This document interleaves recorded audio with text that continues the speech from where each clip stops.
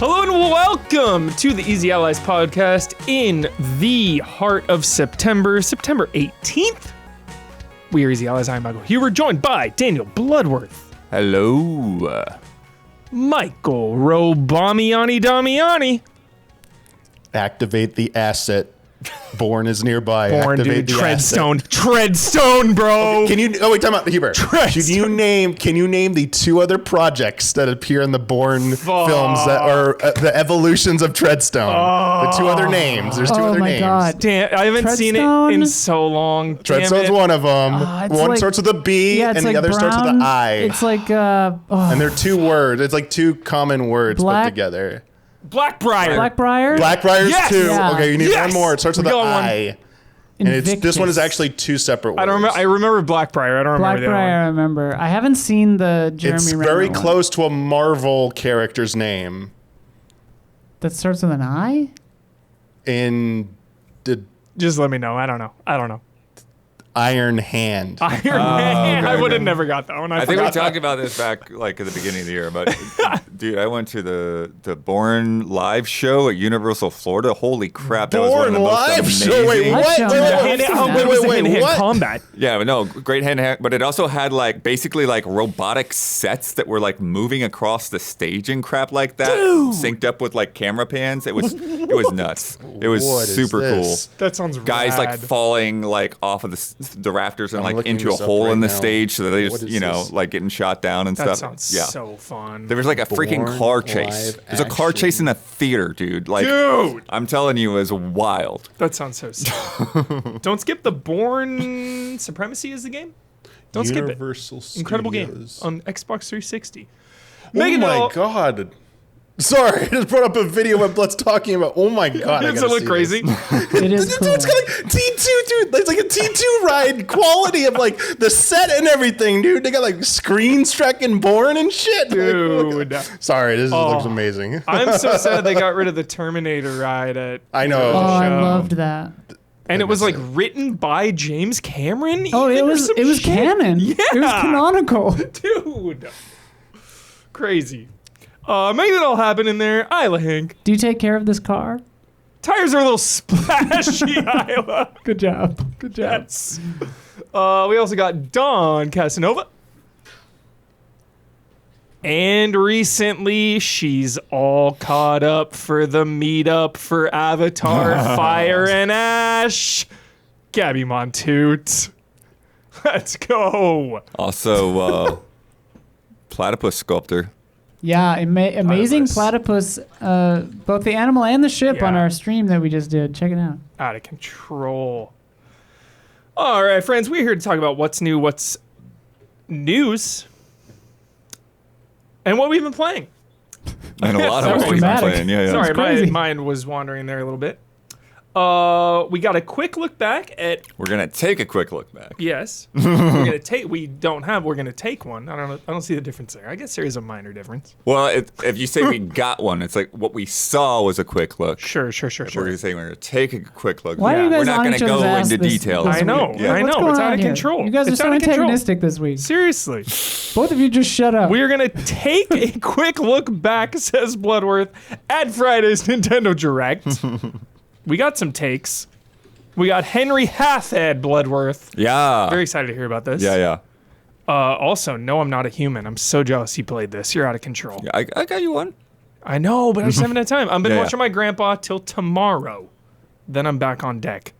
Don's also been playing a little Sonic Racing CrossWorlds. And Bubsy, the Purrfect collection. Damiani played the Little Nightmares 3 demo.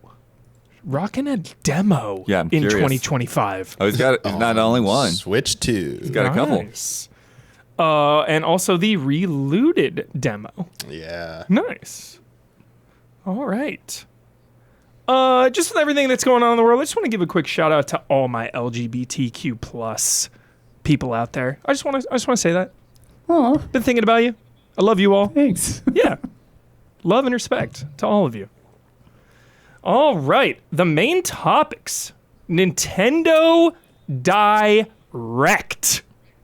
We've got takes Direct into your bank account. direct into the patents office. Well, we did that last week. So we don't need to go over that again. I know. We don't need to go. I know. But yeah, so I gave you the full list, but we're not going to go over everything point by point. But For just sure, for reference, yeah. Those bold ones we'll lean in on. The other ones I'm just gonna give a little lip service on, maybe like a 1 or 2 sentence if any, Or not. or if anyone wants to hop in. Because does anybody have any movie Super Mario Brothers 40th anniversary announcements?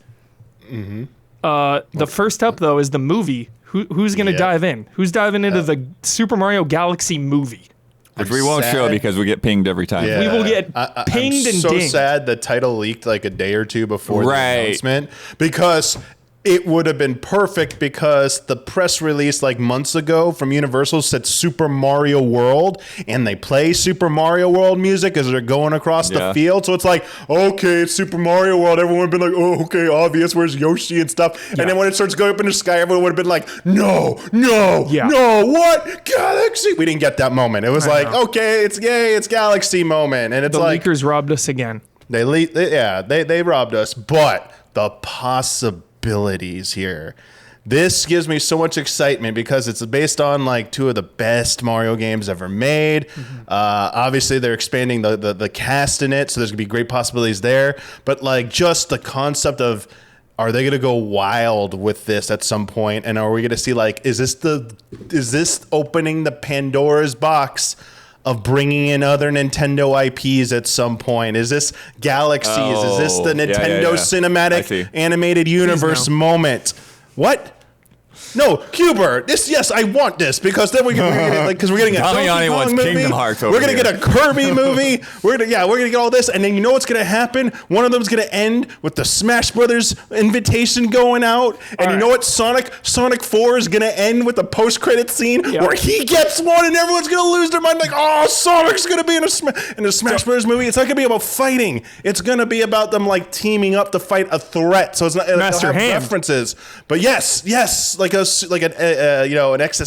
extraterrestrial threat. Sorry, not existential. Damiani, Maybe existential as well. you've already sold me. You've already changed my mind. I just here's all I really want that will be related to this is just to like see almost in the background somewhere like a boxing ring with like Little Mac versus like Piston Honda or King Hippo. More of this. I want more of this.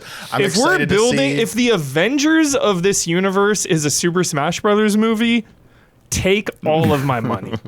Yeah. No, I want to keep people's expectations in check. Which it won't exactly be that. If they do a Smash Brothers type thing, it's going to be a small roster. It's not going to be like Smash Ultimate 90 characters. Yeah. It will never be that. But Damiani, I could also see a Smash segment in another movie, like some kind of, whether that's a Kirby movie or Mario Brothers 3. They had kind of like a Mario Kart segment last time. Exactly, same exact thing. Yeah, they could do something like that. For more practical things, I'm very excited about seeing like Rosalina. Yeah. We're probably gonna get that storybook stuff done, like in that music. Oh, we're getting the good music. Oh, we're getting such good music, and they're gonna do cool stuff with like gravity. Like they're gonna do so many jokes. Like it's gonna and they gotta have Yoshi in this one because the egg was teased at the end of the first one. So like Yoshi's gonna be in this one. So it's gonna be like Galaxy 1 and 2 combined into one. So there's gonna be so many fun things in here. I'm very excited about this. I want a 3D POV shot of Yoshi eating something. I want to like be eaten by Yoshi and go inside in 3D. Whoa. Yeah, I want that shot. I want that shot. That sounds fun, actually. Yeah. You know what you might get? You might get that Bowser fight at the end done in movie form. Dude, we're getting Uneasy Alliance. The galactic fight. Right. It's going down, dude. That core, was it the black hole fight? By the end of this movie, Damiani, Bowser is going to be fully on board with Mario's crew. He's ready to go. Yes. Uneasy Alliance. You think we're getting we're getting Mario of Tomorrow plot here? Yes. Mario of Tomorrow. Mario. Just after the first movie, it's hard to bet against this. Yeah, no. There's no skepticism it's done fantastic. whatsoever. The Sonic movies blowing up like crazy. Yeah. Demon Slayer of all things. Yeah. #1 at the box office. What the heck? Had one of my tables last night, and the lady had a full-on Demon Slayer kimono on. Nice. Sick. And I was like, "Did you guys go?" And she was like, "Changed my life." I was like, "All right." Yeah, no, Let's go. I have heard it is really good. Let's go. I need to like look at a wiki and see like, are we caught up? Can we go see this? Yeah. Yeah. Playing in IMAX. I don't think anymore, actually. I think you might have missed it. That I'm not too worried about that. Well, If you would just walk to the place down the street. all right. Whatever. All right. Any other takes, Mario movie? Here's the next thing where I have a little bit of a sour taste. Mm-hmm. We're getting Galaxy 1 and 2, Yeah. Oh. which is a Rant. 10 out of 10. Great. But for fuck's sake, man, somebody talk me down, okay? No, I'm not going to talk you down. No, Go. Dude, I just bought the All-Stars collection that has Galaxy 1. Right. And now they're going to release a better version of the game I just bought It's with Not Galaxy. going to be noticeable enough for that. Don't. No, but it is still content that I'm missing out on that because Nintendo is greedy as shit, won't patch it in for free. They won't allow me to patch it. They won't allow me to have a little $5 upgrade. Know that yet. Damiani Huber. confirmed They to can't me. patch something in. They can't. What do you want? What did I confirm? Sorry. What do you claim I confirmed? Sorry. You said detail? it's higher resolution on Switch 2, has Yeah. new pages added to the storybook, and Yes. has an added assist mode. Yes, those are. But I don't think that. Blood Here comes saying Blood it- to defend Nintendo again. Blood. So what you're saying? Always. I know what you're. I'm just saying it's too soon to like pin that down and say it's not happening. Yeah. Like, I think I'm just going on there have Nintendo's been history. There have been enough both free and paid updates to a lot of Switch 1 things that I could see that this could still happen. Okay. So the reason I could see this being a possibility is because 3D All Stars is you cannot buy it anymore. Right. It's vaulted, so Yeah. they don't really lose any.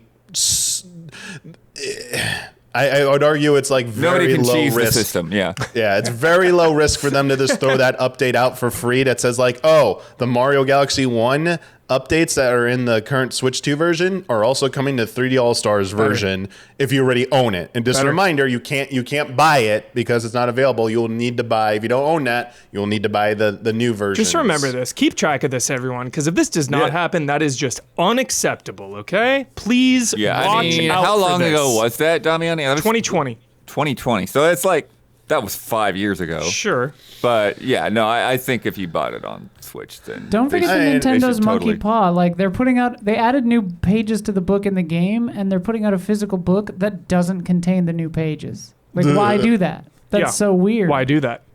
Oh, that's Because funny. Nintendo. It's so weird. It's the Nintendo Monkey's Paw. It absolutely is. It's insane, Yeah. and I'm I mean, annoyed. These are great games. It is like the easiest way to get Galaxy 2 now, which, you know. Which is absolutely should be said. It should be said is one of the greatest video games known to the human race, to mankind itself. It does make me a little like worried now because of the Monkey's Paw situation. Okay, next up will be Twilight Princess and Wind Waker HD, and it's like they're both going to be $40 each, you know, and it's like because okay, if you get them individually, Damiani, it's like 40, but if you get the pack, it's 70. Is that right? yeah. And that's for digital as well. Physical, it's $69.99 for physical and digital bundle, $39.99 for each of them individually.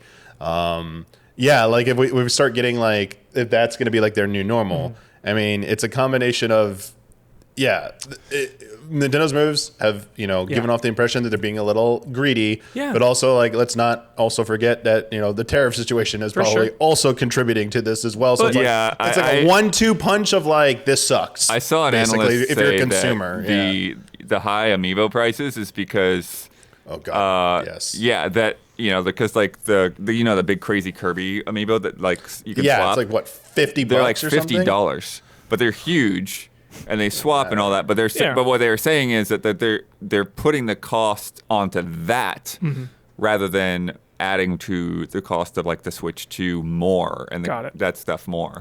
Yeah, and Blood, you were saying, you know, the All-Stars collection was 5 years ago, but the way I'll push back on that is that Nintendo treats us like Disney fans where they put things in the vault Damiani already said that game is no longer available. Yeah. It's in the vault. No, it's so definitely one of the weirdest they things they've ever done. They did that with this and with that Fire Emblem NES game, right? Exactly. So Yeah, as a those were localized consumer before. and Yeah. all the other consumers out there race to buy this because we're like, oh, it's Nintendo. They're going to lock it down. You're not going to be able to get it anymore.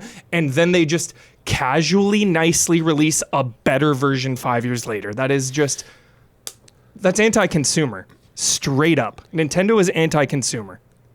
I also, sorry, before I forget, the Wind Waker and Twilight Princess, I realized I said $40. Those are a generation ahead games. They're Wii U games, so they're not Wii games. So I expect those, if they happen, they're not going to be $39.99 each. They're going to be more expensive. Sorry. They're going to be like $50 each. Or I don't know about like, that. I think they will, because that's whatever they were originally priced at, add $10 to them individually is what they're going to cost on Switch 2. I mean, these games were originally priced at like $50 each. They're 20 years ago? I mean, if you factor in some things, and when they came out, like they're technically more expensive now than when they were released. In some countries, they actually are just straight up more expensive than when they released on Wii with all like the regional pricing. Someone like posted like, why is this more expensive than when it came out in like 13 or 20 or 2009, 2007? It was like, that's insane. And it's like, that kind of does stink. And I'm not even asking for handouts. I'm asking for like when it makes sense to just give a nice patch, and when it also makes sense, give me a $10 upgrade path. Yeah. That's so normal in this industry, and I feel like Nintendo does not do that. Yeah, So- I mean, I'm also starting to wonder I mean, about like they have been doing that, but they didn't do that this time. Yeah. yeah, like NSO Just for expansion their pack tier. We big got ones. if you had that, you were subscribed to that, you got free Breath of the Wild and Tears of the Kingdom upgrades for that. But nothing since, I believe. Like there's been no other free upgrades like that, and I'm wondering like, was that Well, just there've like been quite a few games like Pokemon and stuff, right? That they've had free upgrades, but yeah, I meant like as a reward for being in the expansion. Like they expansion specifically pack, call it out. So it's like you get a God. benefit of that. We haven't seen any of that since launch, and I'm wondering Okay. if that's going to come back or if that was like a one-time, their idea of a goodwill gesture. And honestly, the other thing is, I mean, obviously, I'll take them re-releasing games over not ever re-releasing Of them. course. But like with the nature of the Switch and Switch 2 with like, gyro and now mouse controls, like this would have been perfect to like start adding Wii games to like a Wii virtual console, like like to NSO. And that could have been like a new expansion pack tier as well, like to like hold, to get people to pay up for that tier. And it's just the games, running a little bit better, and that's it, with save states and stuff like that. I would have gladly taken that, even if that like maybe meant like a slight like price bump in the NSO expansion pack subscription. Like if it was like, oh, we got to raise the price $10, but you're gonna get access to Wii games now. It's like, okay, that's worth it to me. Yeah. I'd rather them like go there versus like this. But I mean, as I said, I'll take whatever I can get. I just really wish, to me, like obviously, if there was no stupid tariff shit going on, like these games, honestly, like $29.99 is what they should have been maximum, honestly. Yeah, I think that's about I the right know they're price. great games, but they're also like 10-plus-year-old games. Like, please, like I hate this. I really hate this. So I was looking at the press release for the details on this. So these prices are basically for the Switch 1 versions of the games. The Switch 2 upgrade to 4K is a free upgrade. There it is. For 1 and 2. Yeah. Or just 1, obviously, because 2 hasn't been out yet. Well, both of them. Yeah. Yeah. Bloodworth. That doesn't apply to that doesn't apply to 3D Well, All-Stars, we don't know about though. the 3D All Stars version. We're He's talking about this like game. The These games two you can games. buy right now are Okay. technically Switch Damn it. 1 games, and Okay, then when you this get is them, hope, you though. can This is download a hope. patch. Yeah. Okay. Or an update. Yeah. So there's a little bit of hope. Yeah. Okay. I guess hope. they just haven't answered that question. Okay. Yeah. So we'll probably get there because of this. I can't say that either. Yeah, there's hope. We have a pulse. We have hope. All right. Wading through the noise anyway. Galaxy 1 and 2. It's hard to get a better video game than those. True. Yeah, video games. All right, next up, Mario Tennis Fever. Man, Looks great.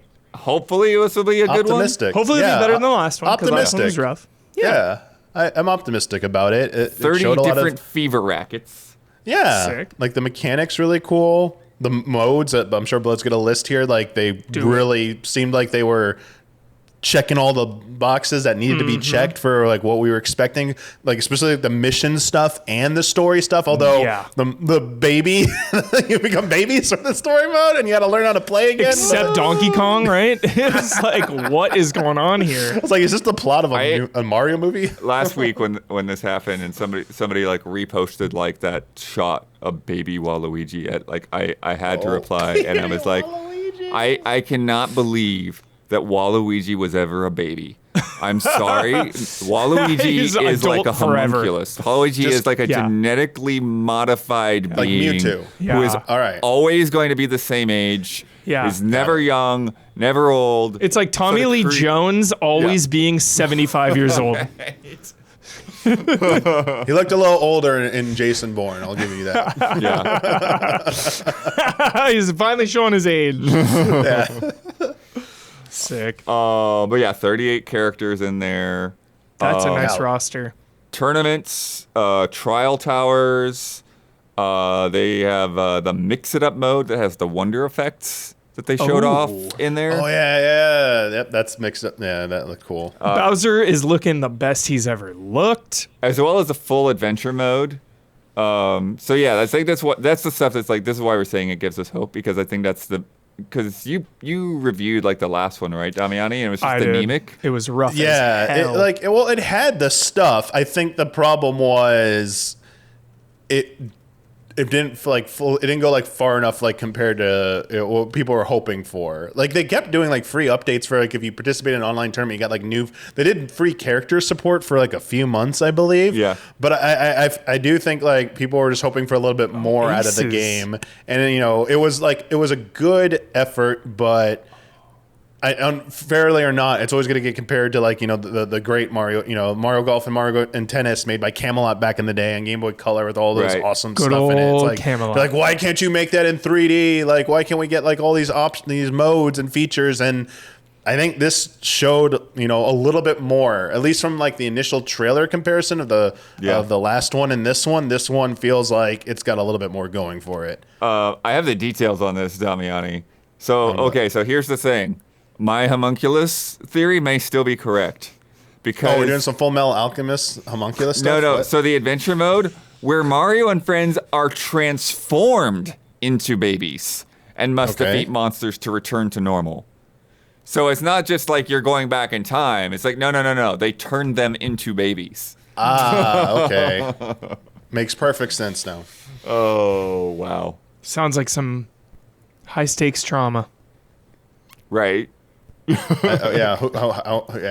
did the transformation though? Babies playing Kamek for tennis sure. against monsters So to return obvious. to normal. Kamek on the orders of insert Mario villain. All right, next up, Super Mario That's Brothers. February 12th, by the way. Hell yeah, it's coming up. Super Mario Brothers Wonder, Easy 10, plus Meetup in Philadelphia Park. Just kidding. Bellabelle.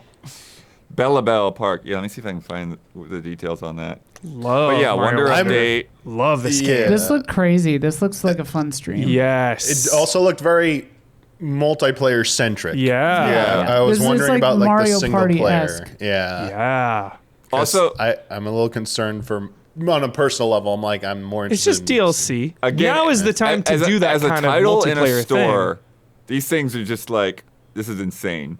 Super Mario Brothers Wonder - Nintendo Switch 2 edition plus Meetup in Bellabelle Park. God. New. Oh wow! I mean, I view this as just Mario Wonder Switch 2 edition with an Party easy games. to produce Yeah, pack of party games. for sure. Yeah.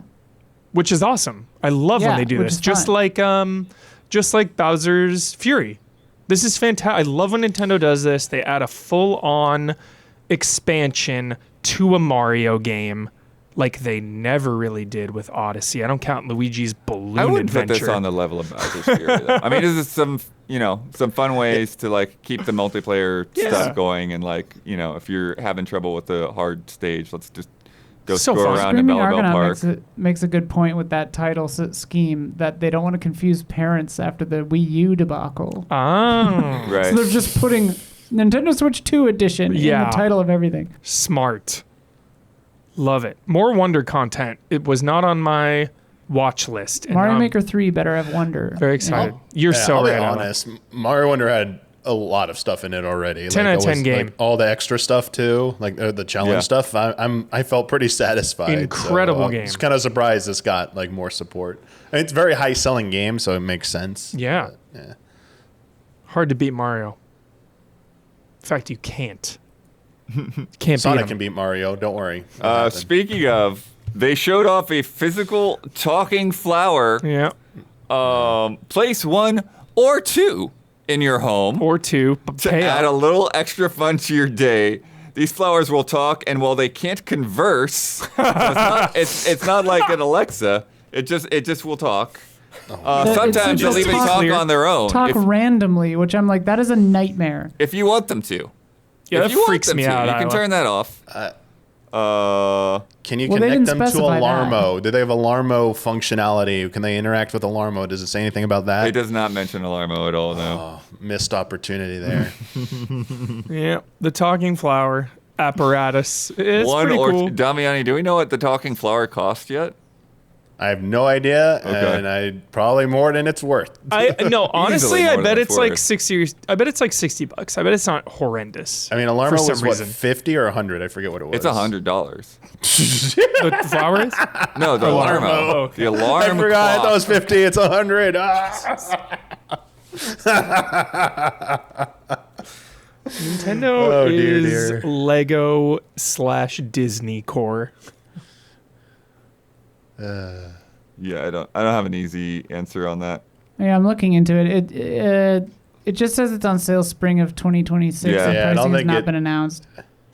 All right. Cool. Talking flower if you're into your Nintendo I mean, peripherals. I would say that if the Virtual Boy thing that is basically a plastic housing with 2 lenses in it is $99, this will be $129 minimum Jesus. because it has actual components. It's a skip. It's a skip for And me. with all the tariffs and shit, it'll be more probably. And, I yeah, gotta plus pay with for the my Virtual Galaxy Boy- upgrades. Hey, and plus with Virtual Boy, you know they had a ton of those laying around, like the models of them. They just had to replace the. No, they did not. They just had to empty. Yeah, they just had to hollow them out a bit. They're all left over from 30 years ago. They're all stacked in the warehouse. They were like, "How do we get rid of all these Virtual Boys? We just all got in the Nintendo warehouse. I really- let's I don't release think them for there are that many $100 overstock as an on accessory." Virtual Boys left over. The games were overprinted, but I really like the talking flower in Wonder more than most, but I'm surprised that Nintendo thinks it's a popular enough character to give it a full-on figurine. I mean, there's a lot of that kind of stuff that's Interesting. already in stores. Yeah. So I guess the interesting thing is that, like, it would be the type of thing that, like, oh no, this is the officially produced thing that we're going to show on a direct, even though it's just like a speaker with a bunch of MP3s in it. Yeah. It's funny. I'm surprised it doesn't. The Talking Flowers and also an amiibo. Yeah. Although they do have new amiibos coming. Right? Yes. All right. Just for Brandon Jones, this character cannot get enough video games. Yoshi and the Mysterious Book.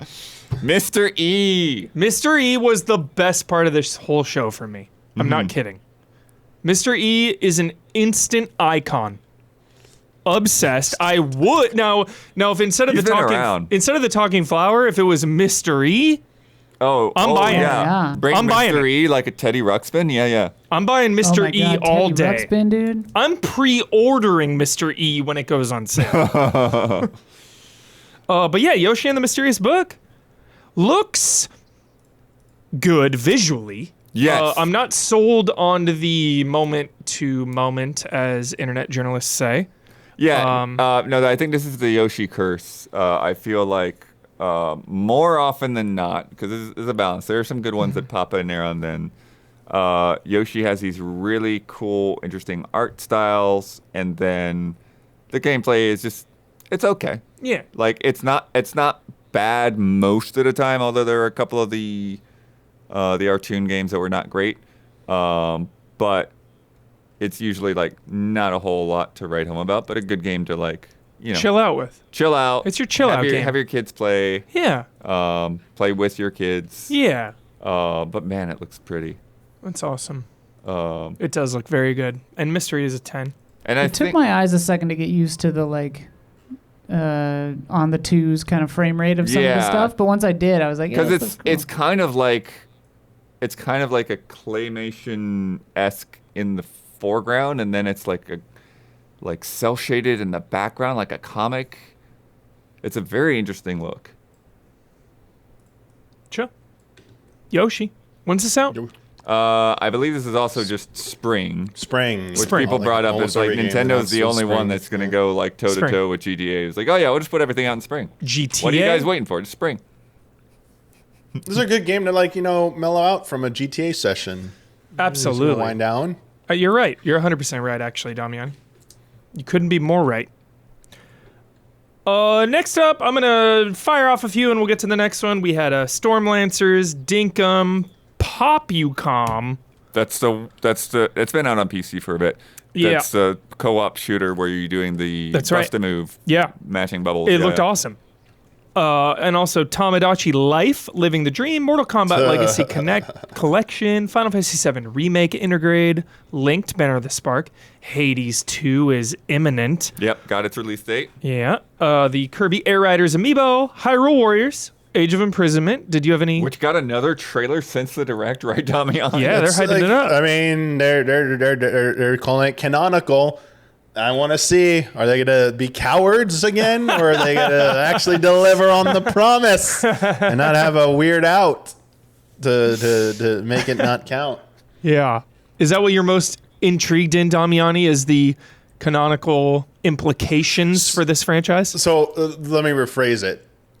Breath of the Wild and Tears of the Kingdom have large part of their stories take place in a different time period than where Link is playing in, and you don't get to really experience a lot of that outside of like cutscenes, that are collected in various orders. Age of Calamity was the premise of it was pitched as go back and play 100 years in the past with the champions and like see what happened and everything. It's like, oh shit, like. And you playing Breath of the Wild, you're like, this has to end a certain way. Nintendo's really gonna have like this type of ending, and like, no, they didn't do that. They didn't do that. They did something in the very first like 10 minutes of the game. They're like, yeah, no, this is nope. Nope. So the first 10 minutes of this game, I was expecting like, all right, what curveball are you gonna throw us that like this is like an alternate timeline thing or some shit like it? So you're too scared to make it official because they tiptoe. They don't want you to have to play these games to play the next one. Nintendo is scared. Tears of the Kingdom just like doesn't even acknowledge stuff in Breath of the Wild. They don't care about that. They just want you to play like you're a new player and not be scared off. Mm-hmm. They don't trust anybody. Yeah, no trust makes me no hyped. No trust. Yep. You got to trust me as a player or else I am bummed out as a player. If you don't trust me, why do I trust you? Straight up, trust goes both ways. Next up, out of nowhere. Yeah. This franchise. Did not see this coming. This franchise is so hardcore back in the best way lately. I mean, it never goes away because there's so many spin-offs constantly. We're always getting games. But this is a big one. Dragon Quest VII Reimagined. Yep. Dragon Quest VII, huge turning point for this franchise, Dragon Quest. Is a PlayStation 1 game. It is one of the longest video games you will ever play in your entire life. Yeah, ever. They addressed that apparently. Ever. Yeah. So that's the thing. Yep. Chad, our friend over at Square Enix, who used to work at Game Trailers, by the way, had specifically pointed out that this version has been built up from the ground up with a completely reworked story that makes it a lot easier to tackle. Yeah. So it is a streamlined story, Damiani. Yeah. I'm like, as someone who's like newer to Dragon Quest, like this is looking. Yeah. That sounds great. It does. The other thing is that they actually created real life dolls and scanned them in to create these character models, and that's why it has that I got diorama. The characters are upsetting to to me. Same. Upsetting Same, looking. Isla. Same. They activate every ick. Same. Every ick in my entire being. Interesting. 1,000. Cannot look upon them. 1,000% agree, Isla. The Especially that main knight guy. Yep. It makes me upset. Same. The look of this game does not do it for me at all. In fact, it gives me hardcore concern that kept me up an extra 15 minutes last night thinking that they were going to do this to Dragon Quest VIII. No. And I would be It's so like a upset. phobia. It's But like no. almost like a I get the same feeling looking at these monsters as I get like looking at like that weird lotus flower or Yeah. like It freaks me out. it's not as bad as a submerged man-made object. But Huber, so what was interesting is somebody actually did put the character model side by side with the art. For sure. And it's like, it is insanely close. Like, it's every little tiny detail. But the thing is 7 it's is so close, but it's off. I'd Was rather 7 just originally a have sprite or 3D? The 3 OG version of 7. What was it? 3D. or 2D? I'd rather just No, it have was or 2D. Yeah. Yeah, it was 2D. I'd The rather sprites? just, The characters are sprites. yeah. That's what I'm trying to I'd ask. rather just have Okay. 7 again. But we're talking about the original illustrations.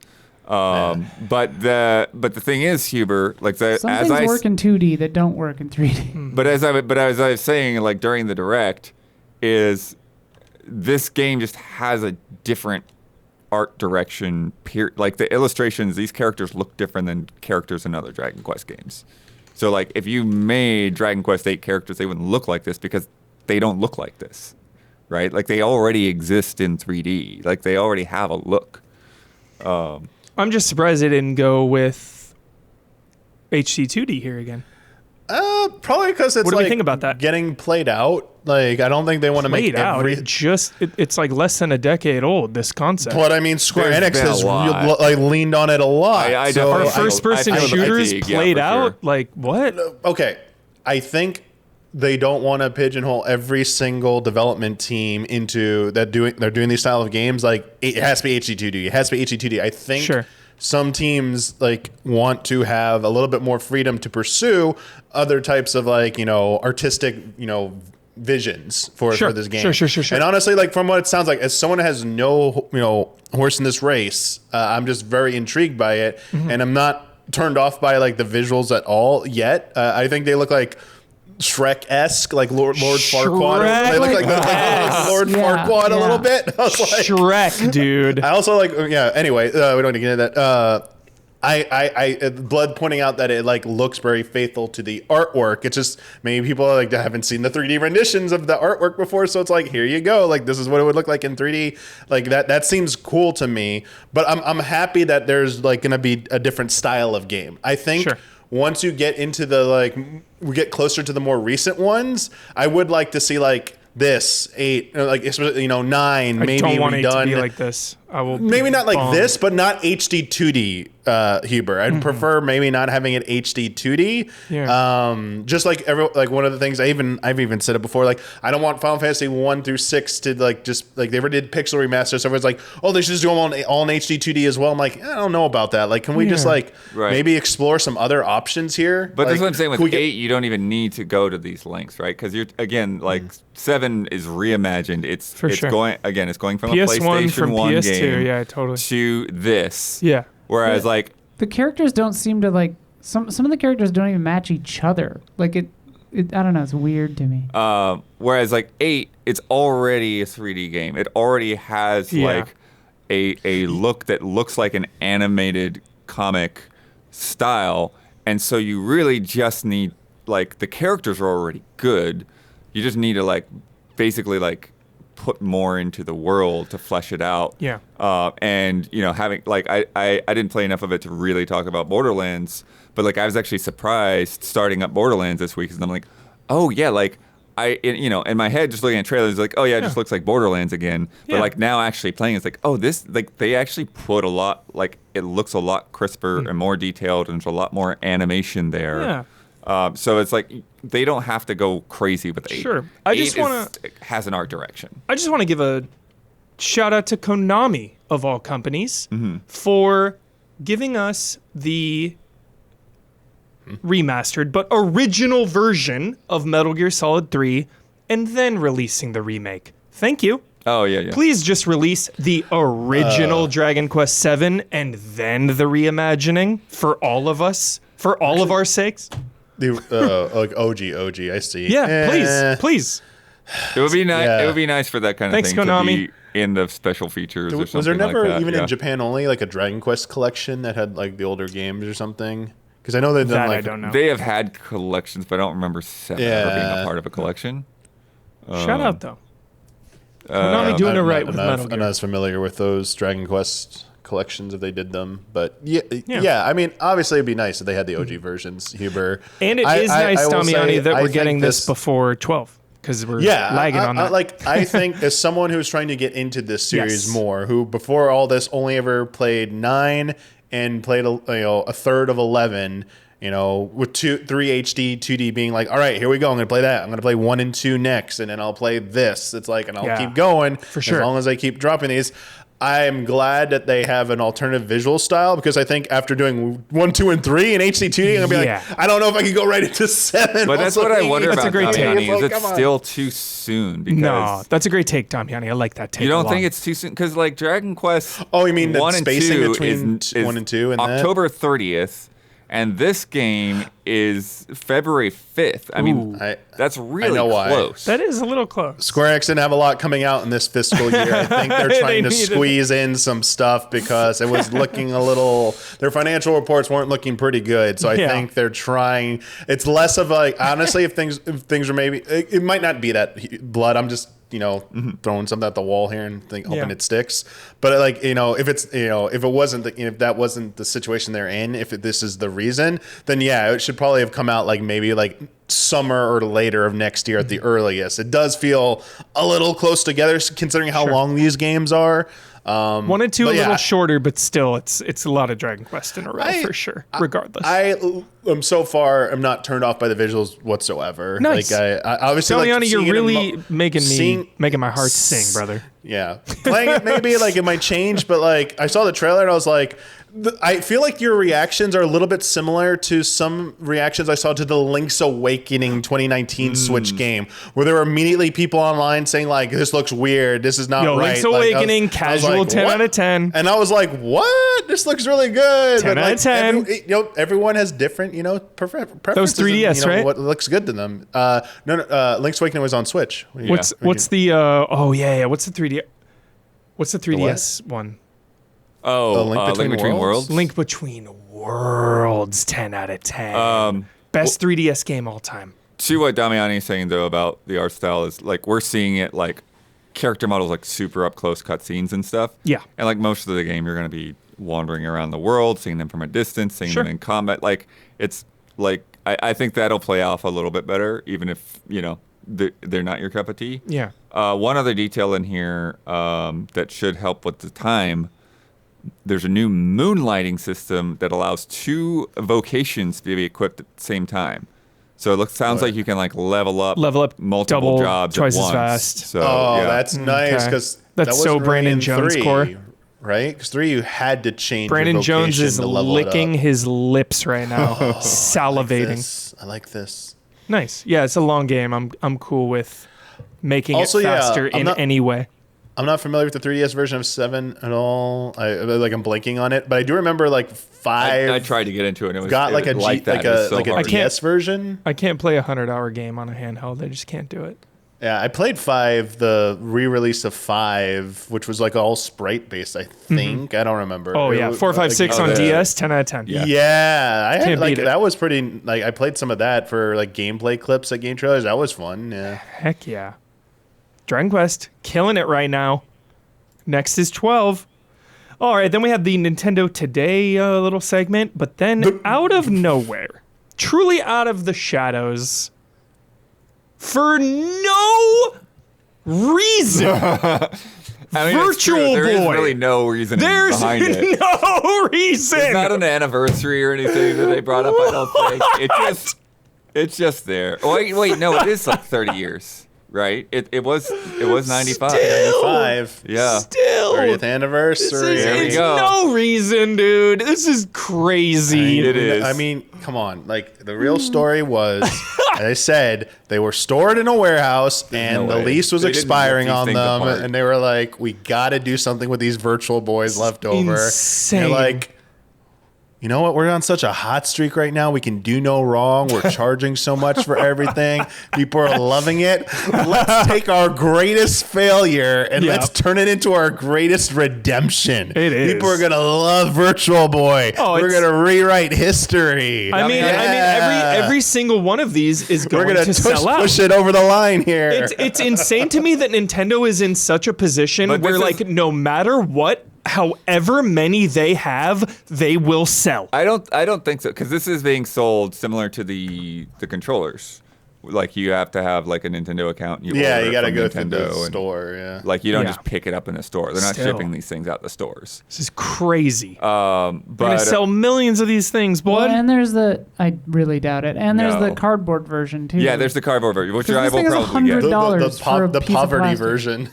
Well, it's. I mean, as somebody who has a Virtual Boy, the thing is not Wow. comfortable. So you're not, like, you're Hey. not losing anything by getting the cardboard version. I I promise want you. to speak. I want to speak for Bloodworth here, Huber. Yeah. Your Mario rant earlier. Blood Yeah. should be ranting right now. Nintendo, you should like allow Bloodworth to take his OG Virtual Boy and use it somehow. Yeah. They should send him one of these. I if agree. you bought an original Virtual Boy, Proof of if purchase. you could show Like your a proof USB of cable purchase. to, You like, should a get one cartridge of these. plug-in? Is that what you think? You should ask. You should. They Yeah. should send you one of these if you were original adopter For the of original Virtual loyalists. Boy. Yes. Yeah. I mean, Yes, they should. Again, I paid $20 for the Virtual Boy and all the games that I have at summer camp. So, There- like, My only wish and desire is that there is some kind of cross promotion with Blockbuster.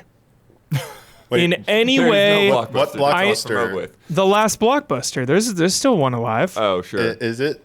And no. it just there's just got to be a way, man. When I think of Virtual Boy, I only think of Blockbuster. I don't even think of Mario Tennis. I think of Blockbuster because that is the only establishment that had Virtual Boys. Not your neighbor's house. No, not Blood's. Other than Blood's house.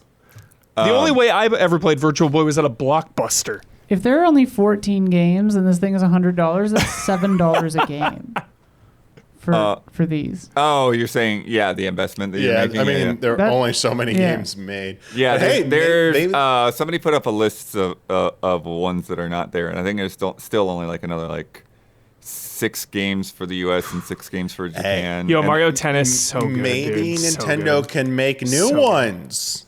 Well, no. I look forward to like Tony weirdos Grayson talked making about new that, yeah. ones, yeah. Dude, if there's a new Virtual Boy game, I will lose Yeah. my shit. Well, it's like people putting out games for like the Game Boy or the Genesis and Yeah. like putting out cartridges right now. Like that's so fun. But would Allow indie devs Nintendo access so they can make themselves do it? some. Nintendo will that's probably a- cease and desist people from Yeah. doing it. No, they Yeah. don't. But but there's like a lot of these that I've never played because I've never like gone and picked up like extra Virtual Boy games. How much was a Virtual Boy game back in the day? I don't remember the cartridge prices. I know the Virtual Boy itself was $180, 180 US dollars. and I want to say that the games were like probably So Virtual 30, Boy 40, was but $179.99 when it released, but I can't find game prices. yeah, I would like look up like Galactic Pinball or Red Alarm. Dude, playing at Blockbuster. But yeah, one so, of my but best I always memories. wanted to play Mario Clash, and I've never gotten to.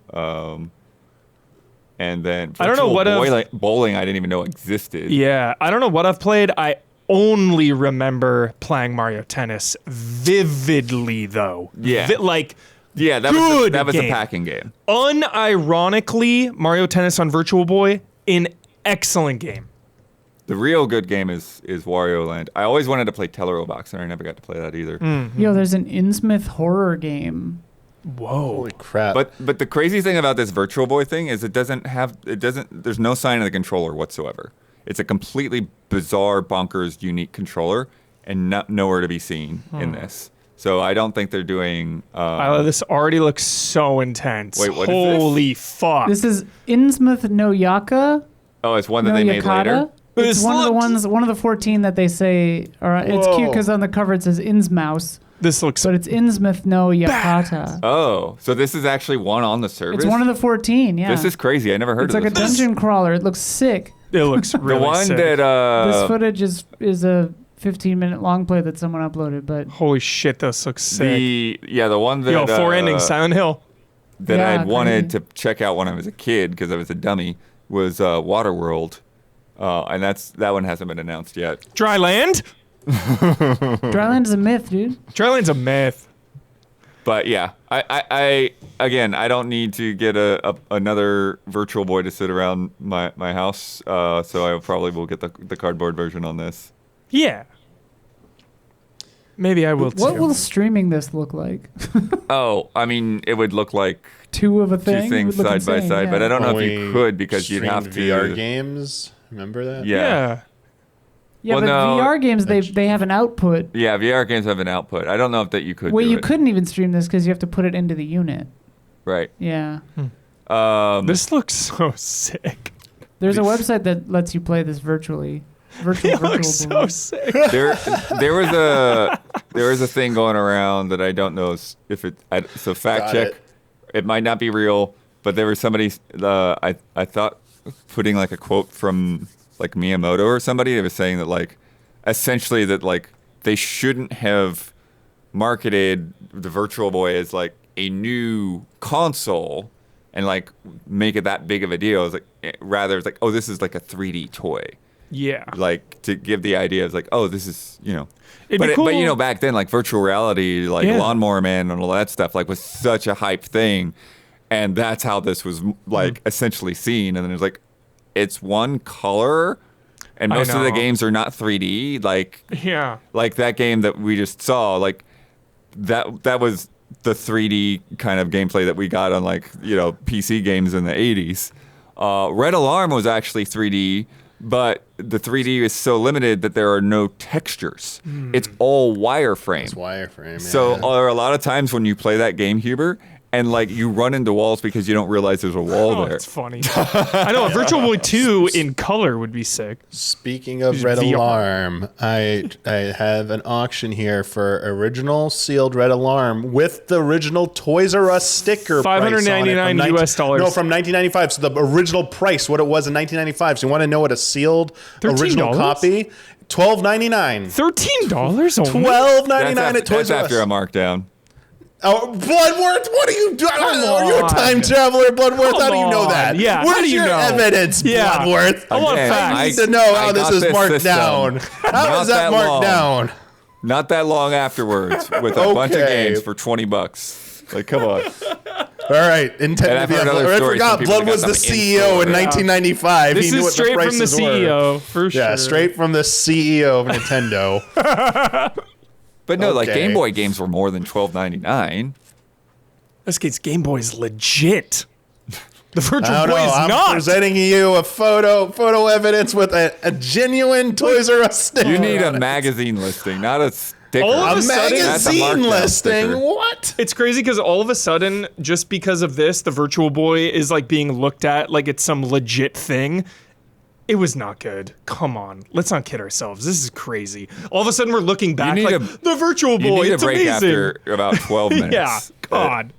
And like I said, it's not comfortable to like stick your head in there. So basically, what we would do is we would stick it on the bed and then lay on top of it. Basically, like have our heads down onto the screen.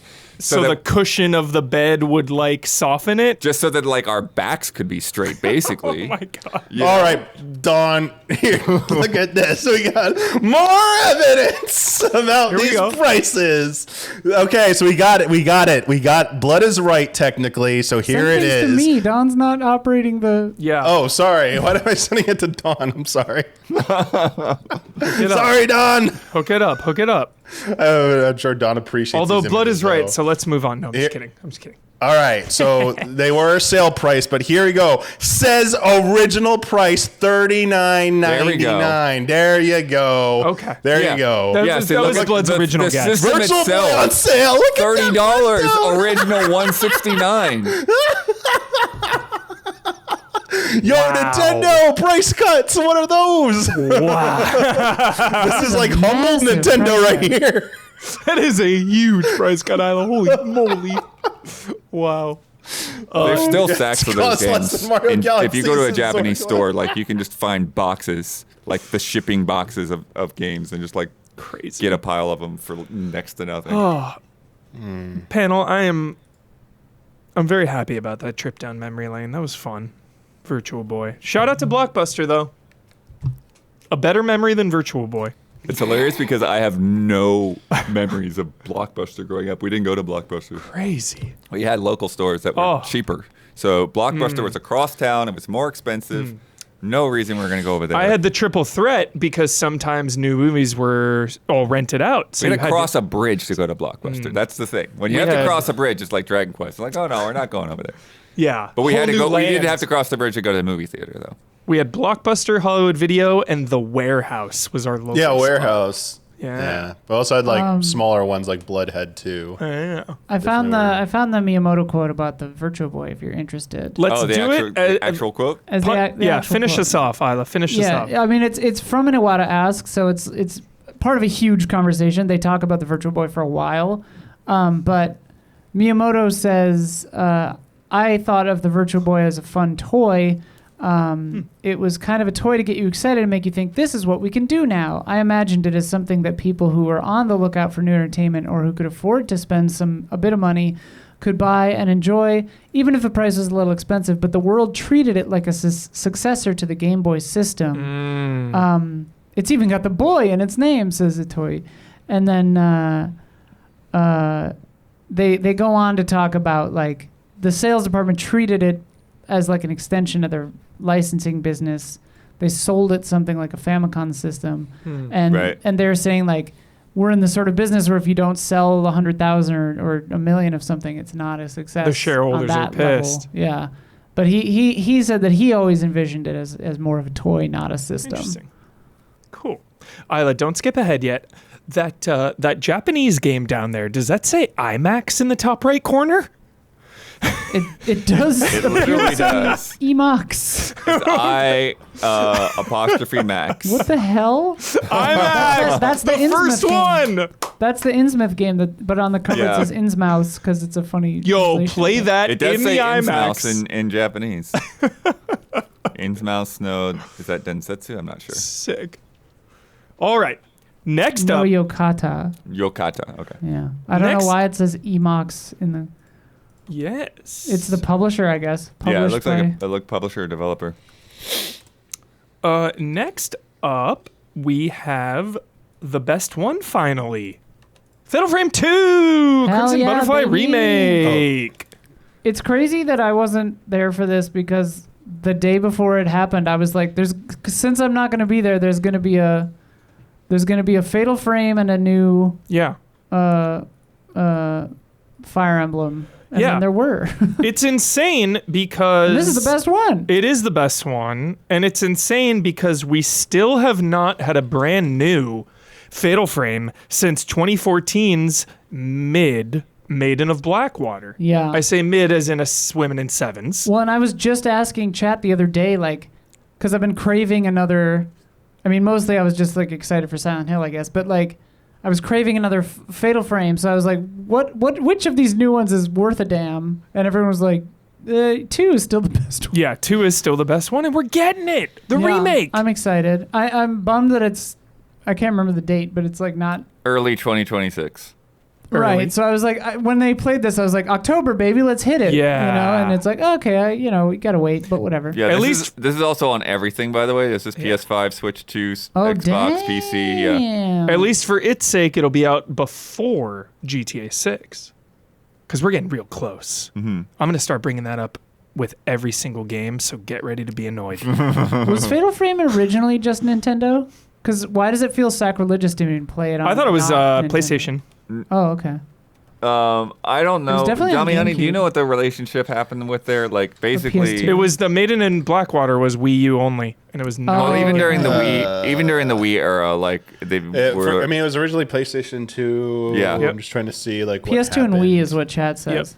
Yeah, I mean, And then Made in Black Water was Wii U. because three was it the Tormented? That was PS2 only, and then 4 was Wii, Fatal Frame 4, and Wii and everything. And then it came to everything eventually. Like the HD version came to everything, but I'm not sure why they switched. I can look while we keep going. I think it may have just go to- really come down to a thing where it's like, as beloved as they were for a cult following, that like they weren't making enough money, and like Nintendo Yeah. probably just gave them the cash to keep producing them. They were inspired by the potential they saw in the Wii hardware, and they proposed the project to Nintendo. So Yeah, the Wii U could have made that game amazing with the touchpad. They developed And it it, would just- they wanted to use the Wii functionality Some to of the make, Wii like, ones, they yeah. thought it Oh, would okay. enhance the game. So they approached Nintendo saying, hey, all this Yeah. cool stuff, we want to make a Fatal Frame for Wii, ground up. And that's why it happened. So I'll play they this just- on PS5 is the takeaway. Got it. Nice. Yeah. Emox Corp, I''Max Corp, was a Japanese company that developed and published video games in the 1990s. Sick. The only game I've ever heard of that they ever did was, because they're all, mostly just released in Japan, but they released published the Japanese PlayStation and Sega Saturn version of Worms. Oh, Cool. funny. Cool The rest lore. were all, Oh, that's great lore. just Japanese titles that I've never heard of. Love that. Yeah, Oh. the Wait, can we press release didn't say anything much about it. What? squeeze like 1 or 2 rounds of Worms in to somewhere to the next group stream? Hell yeah, baby. That sounds so fun. I say we should do a Well, full the next group playthrough of stream is Dead Stream Reset. Team, so Okay. they got to vote on that. I want to play some Worms with y'all. Holy hand grenades. They did just put out Armageddon again recently. Nice. Let's get another Worms going. Yeah, there's Digital Eclipse did that like last year. We love you, Digital Eclipse. We love you. Nice. Fatal Frame 2, Isla. It should be October, but Yeah, I mean, I'm excited for it either way. yeah. It's the best one. And what do we love to say? Jeez. It's got a pulse. It's got a pulse. It's got a pulse, baby. All right. Then we had a couple rapid fires. We have One Piece Pirate Warriors 4. Oh yeah, this was just a quick montage of like things that are in ports. Yes. Overcooked 2, Stardew Valley, Human Fall Flat, Power Wash Simulator 2. Yeah. That game in co-op is gonna be sick. Co-op Power Wash sounds Just hanging out with Therapeutic. the buds, just kicking sounds back, therapeutic. spraying stuff down. Yep. Suika Game Planet, and then of course a Megaton heavy hitter, Yeah. Metroid Which has Prime been 4 Beyond. talk of the town this week. Good talk or bad talk? Bad or, talk. Ooh. The thumbnail Compromise? going around that somebody made. I forget who. That Maybe empty Damiani nothing knows. desert, is that what people are Is- talking about? Every Metroid Prime 4 trailer is bad. Yikes. Oh, yeah. Was it Yikes. Vice Gaming did it. Yeah. Was it? Yeah, with them. Okay. The trailers have not been like it's weird because I love Metroid and I'm like weirdly not that jazzed for this game. Right. No. Same with me. And the funny thing about this trailer is that the trailers in the past and the Like this playable. wide open desert makes me not excited. Yeah, and the playable demo was like, okay, it's just Metroid Prime again, but what are you doing? And now they have something that's like so different and so new, but I'm still like, maybe. Like what this Maybe what that's this- cool. What this implies to me is that between each level, like or area, you get on your motorcycle and drive through a big desert or a big frozen tundra With and- some smaller shrines along the way. Yeah, and then you like, but it's like, I don't want that. I don't want that. Right. I do. When that balance works, though, I love it because when you have like big, open, free roam environments, and then you hone in to small, intimately crafted spaces, when that hits, it hits. I mean, Sure. I'm concerned about the Metroidvania aspect of Yeah, it. yeah. Considering you have these long stretches, these things out there, as like, are they just going to be something you need to traverse? Are they going to be hiding things in there? Those are going to feel like so detached because they're in the open world and like areas that it just feels like too much of a backtrack excursion. Like backtracking should be something that feels rewarding and like you look forward to. It's like, I got this freaking power up. Yeah, not I have to Yeah. go drive 30 minutes into the desert now to go remember where this small little base some that had fast that travel thing there is. somewhere. Yeah. I mean, if this is replacing like getting in your ship and going to a different planet, but instead of that you get on a motorcycle and drive, but you only have to do that once, like maybe that's fine. There's some I'm looking at it But- again now that you're repeating it. There's some like very distinct landmarks in the background. Like you have this peak, there's this huge tree in one area. Peak, shout And out. so like this does feel like a central hub potentially. Yeah. But it's just so sparse. Yeah, no, it definitely is. It's definitely a little switchy. Yeah, I mean this is a Switch 1 game. Keep that in mind. That's true. Keep Compromised. that in mind. This is an Yeah. up-res Switch 1 game. Also, that in mind. Huber, one of your favorite things to know about video games, Yes. the budget. Oh, it's out for this? So there's a guy, an interviewer, Kiwi Talks, who interviews former and current employees of like studios, including Retro. Yeah. They are claiming that the budget of this, it's not known if it's from the start of like the first failed attempt to now. There's no context for that. 100 million. Is 100 what they're mil. saying, and that they were told the game needs to sell between 4.5 and 5 million to break even. Oh, it'll do that. 4 million for a Switch 1 and 2 game? maybe? Come on now, for a Metroid Switch 1 yeah, 2 we'll Metroid see. is not a big Metroid's seller. not a huge seller. Yeah. Yeah. I know someone how who many was working Switches? on this, and it was a pretty troubled production, apparently. I'm a percentage man. So 4 million out of 150 million Switches doesn't seem that difficult. But even Dread, which I think is like one of the best-selling Metroid games, is like not huge numbers, right? No. Like it's That's 'cause only people like are 5 weird. or 6 million, something like that. And people are a little, well, I have to maybe look and not see with what that number Silk was, Song, but I feel like I'm checking. I feel like a first person and a 3D big budget game is a little more hyped to the masses than a side scroller. Yeah. Way more hyped. Metroid Dread, and this is from, whatever the source is, but like Metroid Dread 3.07 million, Metroid Prime 2.8 million, Metroid, so none of them have sold that much. This one will be Yeah. the highest selling Metroid game of all time.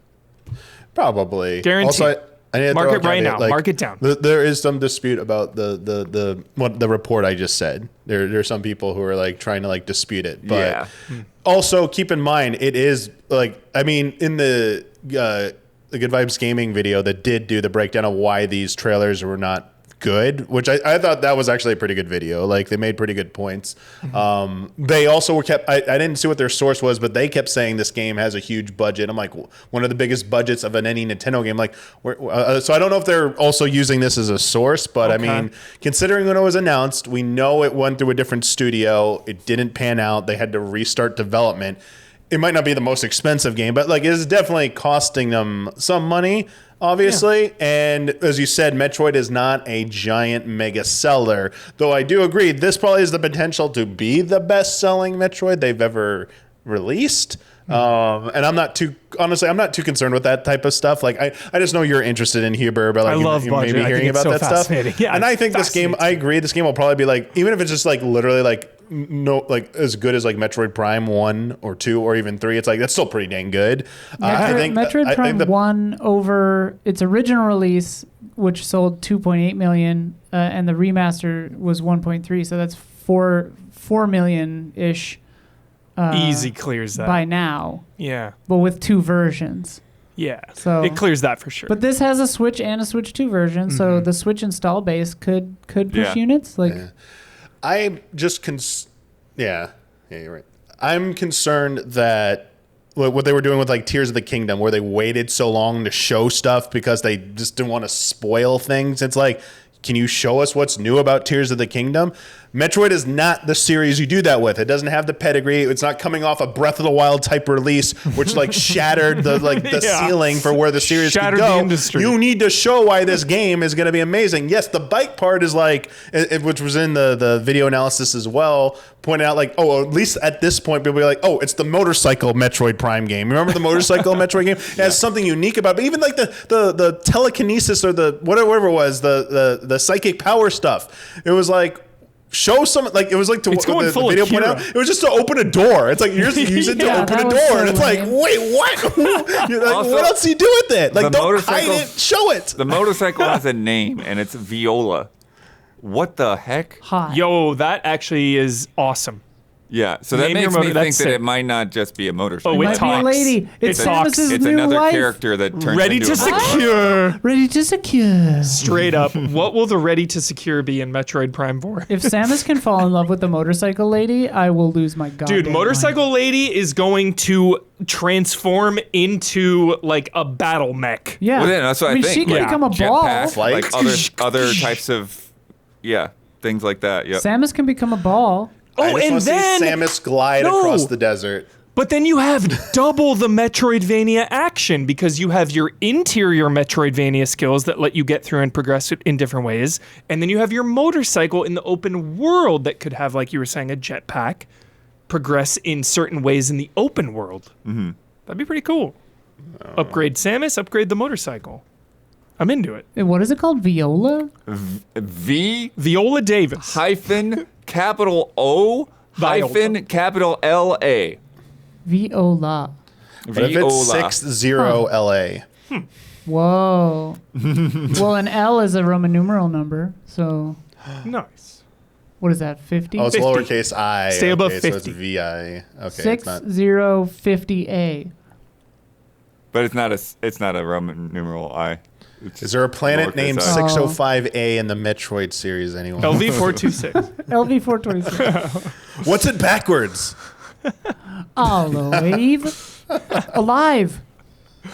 All right. She's alive. And Blood, when was the date of that? December 4th. December 4th. That's a holiday. Just in time for Halloween. Feel good holiday game. Honestly, that's nice. I like it. Metroid Prime 4, I want to believe, Fox Mulder. I want to believe. All right. A couple rapid fires. We will pause here because Isla has us paused, which I definitely want to talk about. We have Donkey Kong Bonanza, DK Island, and Emerald Rush, the DLC. Yeah, For that- $20 DLC. 20 roguelike freaking mode. dollars here. Don't give me whatever.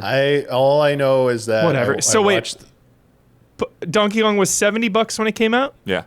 So now we're at 90. Yeah, the DK Island part of it, not the Emerald part, but the DK Isle part is apparently, from what I saw, is extremely underwhelming. Extremely underwhelming. didn't look But fun. the Emerald stuff seems to have some possibilities with it. So that, is a different story. And as I have not played that, I cannot speak to that. Yeah. But I can obviously speak to seeing the DK Isle and seeing what there is there. It doesn't have new, crystal bananas. It doesn't have that type of stuff. It has other things to do, like finding Easter eggs and like the statues, like the trophies or whatever of like the things. I don't want to say too much. But I anyway. am a roguelite connoisseur, if I do say so myself. So one of these days, I hope to get to that. The next up, Isla. Pokemon Pocopia. Pocopia. Philadelphia. Philadelphia. I literally The almost Ditto just said game. Philadelphia. Trans Philadelphia. icon, Ditto game. Oh my Ditto god! I forgot trans about this. icon, learning skills Philadelphia. from her little Pokemon friends. Yeah, I mean Sophia was really excited about this one. It's like a little town builder where you like learn skills from the Pokemon that you meet, Nice. and then you use them to build a little town. Yeah. Nice. And it seems fucking weird. Yeah. Why isn't Ditto Square turning Enix into a or child is very strange. or to me. Yeah. Microsoft suing them? Where's the patents from the other companies? Oh, to yeah, because Yeah. it just looks throw like against them? Minecraft. It was like this looks like either Animal Crossing Minecraft or Dragon Quest Seriously. Builders. I was like, what is going on here? Dude. What right do you have to do patent bullshit? I just love how unabashedly freakazoid Ditto is. It's a It's freak. just like so fucking. Yeah, It is- spitting but in a on good plants way. to grow them. Ditto Not better like the freaks in that Dragon Quest It's game. actually a fucking bioweapon. Yeah. Like put it actually. in Ditto Smash is Brothers, actually a weird cowards. freak. Put Ditto in Smash Brothers. Yo. Just clones everyone else. Whoever Shang it is. This Ditto, human Ditto. Put human Ditto in there. Yeah. Human Ditto. Yo, you could do the me characters. Something like I that. like the way this Remember, trailer they- is made because it just like does this like slow zoom with jump cuts and shows all the different things happening as you're building up your little area. I don't know. It seems jolly. I'm beyond burned out on farming. And Yeah, like, there is a building zero. games, There's a 0% I'll play this, but I'll I'm watch glad Sophia people play are it. hyped. Yeah. But it Have just fun, looks everyone. Why don't they just make a Pokemon concierge game? Have Yeah, hell fun. yeah. Seems like That's a a good perfect visual thing, style. and that visual style is like amazing. So just do that. Hell yeah. It's all right. Isla, quick question. Is Sophia currently playing one of these types of games, like a farming She jumps Minecraft-y? in and out of Palia. Okay. Oh, okay, yeah. I was wondering if this was like filling a void or if she's like ready to find a new one. Oh no, I mean she likes Pokemon and she likes building, so it's a good it's a good meeting of those. But Nice. she's recently been playing a mod for Baldur's Gate 3 that makes it like a roguelike, Oh. which she says is really good. Ooh. I'm a roguelike connoisseur. All right, then we have more Pokemon Legends Z to A. Yep, which we had a preview of a couple Yep. weeks ago. Highest budget, What? or not budget, lowest budget for the amount of profit this franchise has made. Oh, okay. Oh yeah. Danganronpa 2x2. Love Danganronpa. I wonder if Danganronpa 4. if our friend Jason's character is in there. Let's hope. Byakuya Togami. Did I say it right, Jason? I always say it wrong on purpose to piss Jason off, but now I can't actually remember how to say it. I'm always like, Byakugan. We also have Dynasty Warriors Origins, which is actually the best Dynasty Warriors game. I love it. Monster Hunter Stories 3, Twisted Reflection, 2 Point Museum, Disgaea 7 Complete, EA Sports FC 26, Dragon Quest 1 and 2, HD 2D Remake, Virtua Fighter 5, Revo World Stage, Lego Voyagers, Little Nightmares 3, Persona 3 Reload, and then the final two games, Resident Evil Requiem. Also, they announced that RE7 and Village are coming to Switch 2 as well. Big surprise. I was not Yeah. expecting to see Requiem at the Switch 2 event. Well, and you only saw about 20% of it because the resolution is so low. Yeah, I honestly, I know. It's incredible for running on a potato, but like, Yeah. I honestly why- think it looks pretty freaking good. for a Switch, Yeah, but I mean, it'll it's look just, fine on the tiny screen. It'll look bad on a TV. It doesn't look that bad. Like, But we are like, Yeah, I think on a big TV, obviously, you're I think you're gonna notice some things. Hear me out. Yeah. But I think it's like a technical achievement, and the fact like it's coming this that's soon. I hate that excuse, Damiani. I hate the excuse. what's an So excuse? The excuse is, it's a merit it's running on Switch. Let's throw this out there. Let's say that the dev kit situation has been a little hard to get for everyone, even the ones that got early access to it, and they maybe didn't get it like as soon as they want. So maybe these devs are still learning how to like properly do it. The fact that they're putting this out here now and learning some lessons from it. If they keep looking like this, Huber, then yes, you're right. Like we saw the Switch 2's limit very early on. This console's been out for 3 months. But if a new Capcom want game it to comes look out like a beyond this and it PS5 looks Pro even or a better, high-end it's like, PC, like- you got to learn to optimize. Like I do give this a little bit of a pass. It's not the best. It Well, and also, does like, look to give switchy. It absolutely looks switchy. But like, I don't see anything wrong with this. I don't see this as like a massive red flag. Just this game by itself. So you're not I need to alarmed. see To more give it- before to I give it start like credit- sounding the alarm bells. To give it some credit, the gameplay shots look really good. It's just the characters and their hair that look bad to me. So you're not alarmed that within 1 year of this console being out, that multi-platform games will not be heavily compromised? This is not that Do you heavily not, compromised. do you not It looks understand what the fine. Switch is? It's Yeah, a like you're handheld. making an argument about Game that. Like Boy. that I think everyone who most rational people know this coming in day one, that like you're not getting this for the AAA third party big budget games. Like you're getting this system for Nintendo first party games, indie games, because they just seems like click to have like that handheld mode, and select third party games that are How much like is maybe Switch not 2? AAA. How much is it?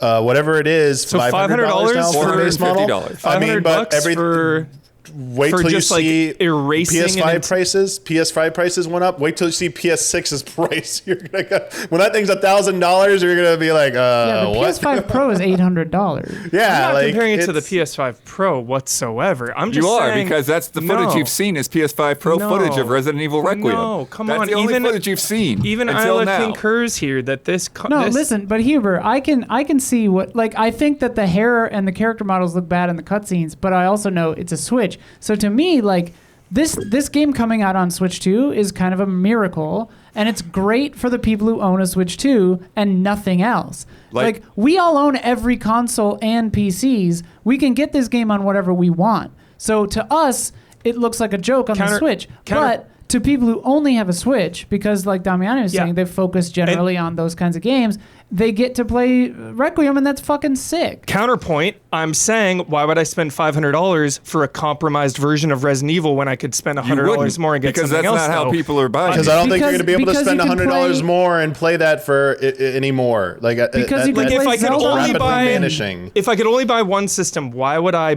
buy this to play Resident Because Evil? you can You play wouldn't buy it Zelda to on play the Resident plane. Evil. Because But you could- the yeah, amount buy of the other games you can games. play. I You honestly, buy it for this- Mario, you yeah. buy it for Mario Party, you buy it for Mario Kart, you buy it for Zelda, you buy it for Metroid, because As- you can play it on a Especially, plane. yeah, that's As like long if as you're, that's the yeah, like, narrative. again, it's like if No one you, is buying a Switch for Resident Evil. I mean, yeah, I get it, Huber. If you can only afford to buy one thing That's what and I'm you saying. care about big budget AAA games, you're probably not getting a Nintendo system. Like that's as simple as that. You're getting a PC. If you can, if you're getting a PC, you probably can afford and a Switch and a PC. But like if you're just going for a console, which consoles are supposed to be historically the cheaper option, which they're starting to not become that, it's getting out of control. But like you go with one console, you're going with an Xbox, you're going with a PlayStation if you want to play the AAA games uncompromised, basically. but here again, like Yeah. when we saw like The Witcher 3 coming to the first Switch, like everyone was amazed, and that was a last gen game. Right? That like, holy crap, they could put something like The Witcher 3 on the Switch. Like think about like it's like talking about like putting Gears of War on a DS, right? Like it's just like it's But that doesn't, like, just because you can do it doesn't mean you should. But there's nothing they're being gonna sell- it's gonna compromised in sell this game other than copies. polygons of It's her gonna hair sell. and resolution. Like it's not. Yeah, Huber, the it's game like- looks freaking great. it's like the you're- lighting is you're- intact. The gameplay looks like it's intact. It's I'm like you're watching the saying someone trailer took a on the Mini Switch 2 Cooper- right now. It's like That's why I someone keep took a going. Mini Cooper into a Formula One race and you're mad at them for doing it. It's like, that's not what people are doing. Like, if you have a Mini Cooper that could also go 100 miles an hour, that's a nice to have. I just think, too, like, This looks fine. make The me- trailer looks better on you'll make me handheld feel mode, by the crazy way. because I feel like That's the other thing. Coming- This will look good handheld. I feel think like this coming looks off of fine the handheld. Switch One. Oh yes, it does. This is a compressed video. Like it's gonna look absolutely nice on handheld. Playing it on a big 60-inch TV, don't do that probably. But if you're playing this in handheld on the go, with how much this cost, that's pretty damn like impressive. I'm trying to be fair here. Yep, Yeah. I'm well aware. I feel like coming off of the Switch 1, and one of the biggest concerns about Switch 1 was its power, was that things started to look so switchy in the last bunch of years of that console's life that already within a couple months of Switch 2, we are already making excuses and concessions for not. one of For the third party biggest excuses. games Huber. of the year. One of the Stop. biggest games possible. that's a- Everyone on Earth knows that the Switch is switchy, and know. you're the only one who seems to not Also- have known that. Huber, I'm like well the aware. argument you're making though ignores the fact that like when you're talking about switchiness, a lot of people who are like I'm going to claim are the more rational people. We're talking about like first party Nintendo games, which they didn't show that to an extensive amount till extremely late. And that was an extended console life cycle for Nintendo. They're usually 5 years for a console. They went well beyond that with the Switch. It was on its last legs, and when we finally started to see like Xenoblade 3, it's like, okay, man, like can we please put this on new hardware and like X? It's like remake or remaster. But Huber, like Switch 2, first party games, not a hint of anything like remotely We saying just it, like, talked looks about how dated Metroid yet. Prime 4 Which is a looks Switch 1 game. still. It's a Switch Switch 1 1 game. game being updated, and it's not like performance It looks to me. good It on just the like Switch, too. I think like the gameplay segments look really freaking good. In fact, the GVG video even points out the one dedicated gameplay trailer in 4K looks amazing when you play, like when it's that. So like 4K it actually 120, does technically look really good when you're like cranking it up on the Switch too. So like I don't really I'm not the third party stuff like. Since like we have known that freaking Nintendo was not gonna be trying to get in the highest end AAA third party games on their system. Then why do they charge more than that, anyone? They don't, What? dude. Charge? I mean, handhelds- software. Yes, Handhelds that can play games like this with good graphical fidelity cost like $1,200. Yeah, Like Hubert, Steam yeah. Decks are shit too. Yeah, dude. you know remember that, what right? Elden Ring looked like on a Steam Deck? Steam point. Decks on a TV look like ass. That's good. That's good. That's good. Like for sure. If this Switch could be on par with the PS5, which is fucking 6 years old or whatever, like it would have to cost $1,000 plus. But how come they in don't that do form the- factor? I don't even know if it'd be possible. How come they don't do the streaming version of? Cloud. Yeah. That crap was Because garbage. those I think weren't people that hated that. great, honestly, and they probably did not sell well enough. Like Yeah. those, I like honestly, like it's not there yet. Like as much as it's Microsoft is probably like what got. I don't know how is it on like PlayStation nowadays when you play the PS3 games through the streaming options. Yeah, It's the only way still- to play You it. still have to rough. have like such Yeah. good internet, Yeah. for that. Yeah, to I don't think the cloud version is the way anytime soon. I think this is like I don't like you are making valid points, Huber, but the conclusion you're drawing, I think, is too extreme. I think them showing something off like this is showing one commitment from third parties that they are willing to try We and go do all what the way it back takes to to get the Dreamcast, games GameCube. running on Switch 2 hardware, which is going to make people think that wow, Switch is going to get way more third party support. Yeah. The Well, problem this is day and is date. And as day well. and It's date, not like a yeah. year or Yeah. two Day and later, like date. a lot of games on the- Switch were. The dev kit situation is holding back a lot of stuff right now for third parties. I think if it was like the dream scenario, you'd be seeing an onslaught of like ports right now. That would be like from like all these these AAA games being like they're ready to go. They're ready to go. They just don't have those ready. I mean, But as Resident time Evil 2 goes on- famously spent like an extra $1 million to port to N64. So like Capcom and Nintendo are heavily tied and love each other. So it Yeah. is no surprise that it is on Switch. But too. but I will say, Hubert, like I think the other thing is that you're overestimating the market for that high resolution, high fidelity experience, because we just saw that like PS5 and Xbox Series are like behind generationally from where PS4 and Xbox One were. Mm-hmm. And there's still a lot of people that are just, I'm fine with playing on PS4 and Xbox One. Yeah. We look at like, And the Pro undersold expectations. some of the big games that you're talking about, the people are most excited about right now, like what, Hades 2 and Hollow Knight. of course. Like, those are going to play great on Switch. Of course. Like, Hades 2, the place to play, Yeah. is on Switch 2. I'm just saying, if you're gonna enter this arena and put this technologically advanced video game on Switch, I just think it looks like an inferior version. That's all It I'm is saying. an I mean, it is version. inferior. It is Yeah, technically like, no an one's inferior disputing version. that. People who But own a yes, Switch don't but saying care. that it's an inferior And- version and then saying that like, oh, you're making excuses, But- and it's like, no, it's as good as it's gonna look. But also, that doesn't concern you that we are already talking about that this early in the life cycle? Really? Because This is I guess my this is what question the is, target Hubert, This is But a this game is like- that has to run off It's of what a they're battery. trying to. Yeah, it's Hubert, what, they're rather not than trying being to plugged make in it and, like, better. third-party sucking game up your juice. comes out on Switch 2 still, but they're compromised in your eyes. Like, what is that to you then? Like, But Switch 1 wasn't every- compromised for years, man. No, it was Switch 2 is right. compromised out the Switch 1 door. was What are you not talking about? Okay, I don't know about that. What Look was at some any of the third-party earliest games that came out in 2017, man. Yeah, like what is the like? Yeah, Look at like Doom when like Doom 2017. again was amazing when it came out, but it was still very clearly the Switch. Like, Maybe just because I know Metroid Prime 4 is Switch 1, but I think just because we have like a first party and a third party that are already within months looking a little shaky, that's Look at- where this opinion is coming from. Look at Horizon versus Breath of the Wild. And you all They just came out in hand the wave it same away. year. It's a handheld. It's fine. We're not Like- hand waving away. We're saying that's like- not what they're concerned with. Like the Nintendo doesn't care about this being 4K 60 on Oh, of course they handheld. don't.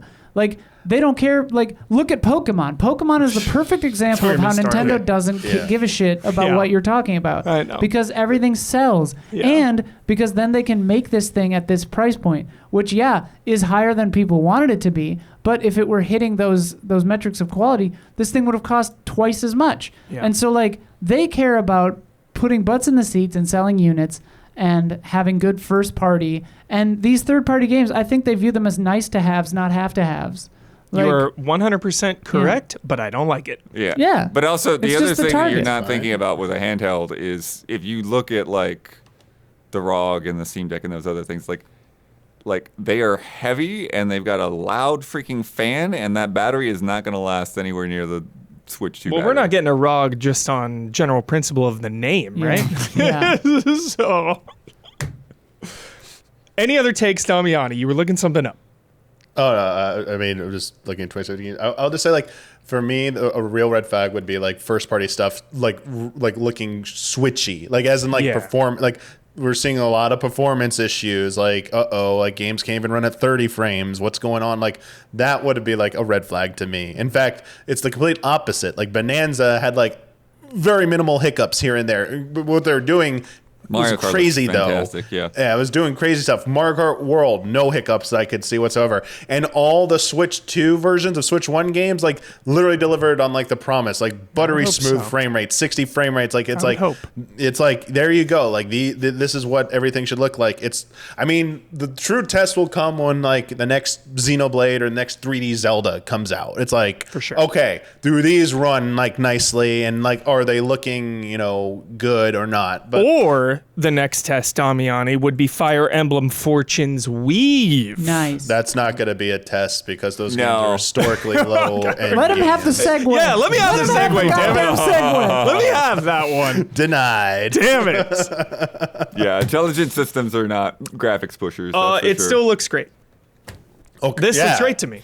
I'm Yeah. bummed because the like Roman setting, like I loved Three Houses so much, but the Roman setting is not interesting to me, alas. But like I am Are you excited not for this. entertained? I am Very not entertained. curious I'm how we excited for got this to though. I'm gonna play it this. anyway. Yeah, I'm very curious how we got to this, considering it's heavily hinted this is a sequel to Three Houses. So. I've heard people saying that it's like linked. Because the heroic weapon Cells interlinked. The Alucard dude wields a heroic weapon, the bone weapons that are in Three Houses, but also at the end Right. it's clearly an older version of Sothis, who is the god of Fodlan, who is in Yeah, she did Byleth. look older. Yeah. Yeah, it's the throne. It's the same throne, so it's like Yeah. the same universe at least. Well, so doesn't it's she like, say like "missed me" or something like that?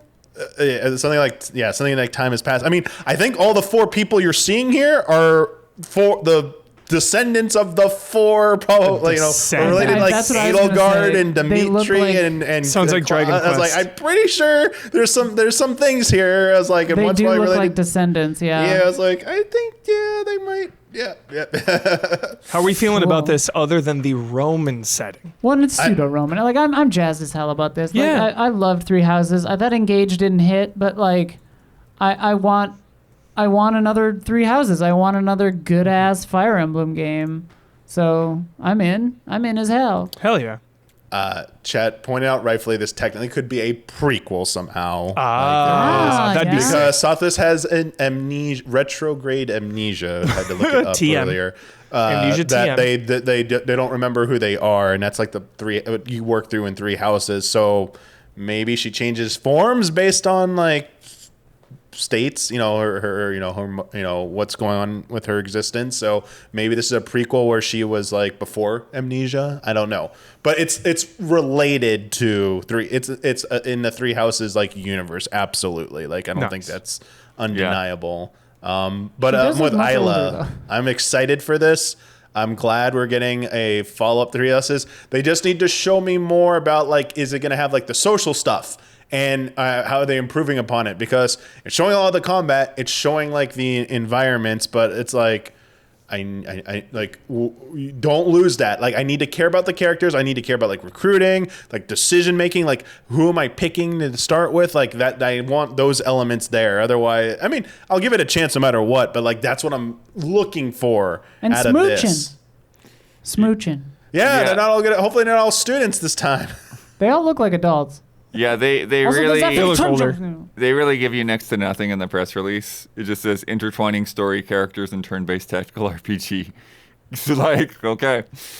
Nice. Yeah, I'm sure there's going to be describes Fire Emblem. I'm sure Exactly. there's going to be a bunch of sick, awesome optional Coliseum battles. Sign me up. Well, I think intertwining story is definitely something that like Three Houses does that a lot of the others don't do. So I think that specifically saying that alludes to that. But yeah, the other thing that somebody was cheekily saying was you could say 4 tunes weave. And they're saying maybe there's 4 branches this time instead of 3. That's cool. I mean, there's technically Fire Emblem 4 and houses. True. 3 houses. Yeah. Fire Emblem Houses, July 26th, 2019. So it's Oh, been you a actually minute. gave a date? I forgot. I thought it was. No, No, that was No, Three no, Houses. no, That was no. Three Houses. I thought I said 3 2026. I was like, damn, Yeah. here we go. I July. mean, it did say 2026. They didn't give a date though. Sick. And that closed the show. As it should, because I feel like Fire Emblem Three Houses is absolutely one of the most looks like beloved Switch games. She does look like that. Easily, it's at the top, right? It's up there Oh, for sure. for one of the best. It was submitted for Hall of Greats. Yeah. It's one of the best Switch games. Should have won. Just the other day. What beat it? The thing that beat it. Spoilers. Yeah. Go watch our Go Hall. watch Hall of Greats. Go watch the most absurd group stream we've done in a while. That was good. Alrighty, and that does it for the Nintendo Direct, the longest ever in their the longest ever history. quick hit. Yes, the longest they've ever done. Oh, that's true. Yeah, the Serious longest business. Nintendo Direct outside of a console reveal. Yeah. That's huge. I mean, there was a ton of games from first party to third party, talking about movies even. It's out of control. I would say I'm most hyped for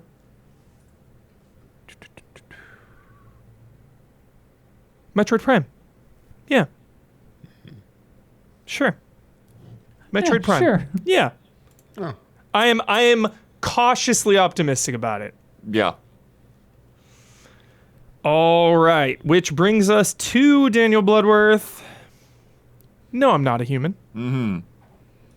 Oh. Tell us about it. The second of 3 Critical Reflex games coming out this week. Wow. Oh. So they had the Trolley game, which I streamed on Monday. They had Nice. this, which was also Monday, and then Eclipsium, which comes out tomorrow. Is But that you? You're in the game. I'm not in the game. But that cat is in the game. But yeah, so this game, I played through. I'll play through as just about 2.5 hours. Best game to play in one night, Blood, your So- favorite. Ooh. But it is very much set up for replayability. Yeah. Lots of different endings, lots of different variables. And so like I played through last night, and then when I finished, I'm like, oh man, I kind of want to see like where like how some of these variables play out and like how these different things, like what That's a different fine. one would be like. But like it's an intense experience, so it's like I didn't want to do it right away. But then I saw that Lua was streaming, and she streamed like 12 hours yesterday. Duality. And she, so I went and I watched her, and so I saw her. I saw her get a failed run, Nice. and then B, I saw her get a completely different bonkers ending, which I will not get into. Fun. Very, very different. 11:03 p.m. last night. Blood on Slack. Okay, the ending she got was freaking crazy. Ha ha ha. Yeah, yeah. So, but the setup for this game is it's kind of like a mafia game in a weird way. Like What? You just like when you're playing. Your ears No, perked not up. that kind of mafia. Like when the heads down, like social deduction Like kind One of. Night Oh, It's like a single player social deduction game, right? And so there's 2 crazy things going on. Something's happened with the sun, and so it's just absolutely like will burn people if you go outside. So everyone can only go out at night. And 30 days of night to night. Hell yeah. and then the second thing is that there are these creatures that mimic human beings that have They live tonight. crawled out of the Hell yeah. ground, and they just call them visitors.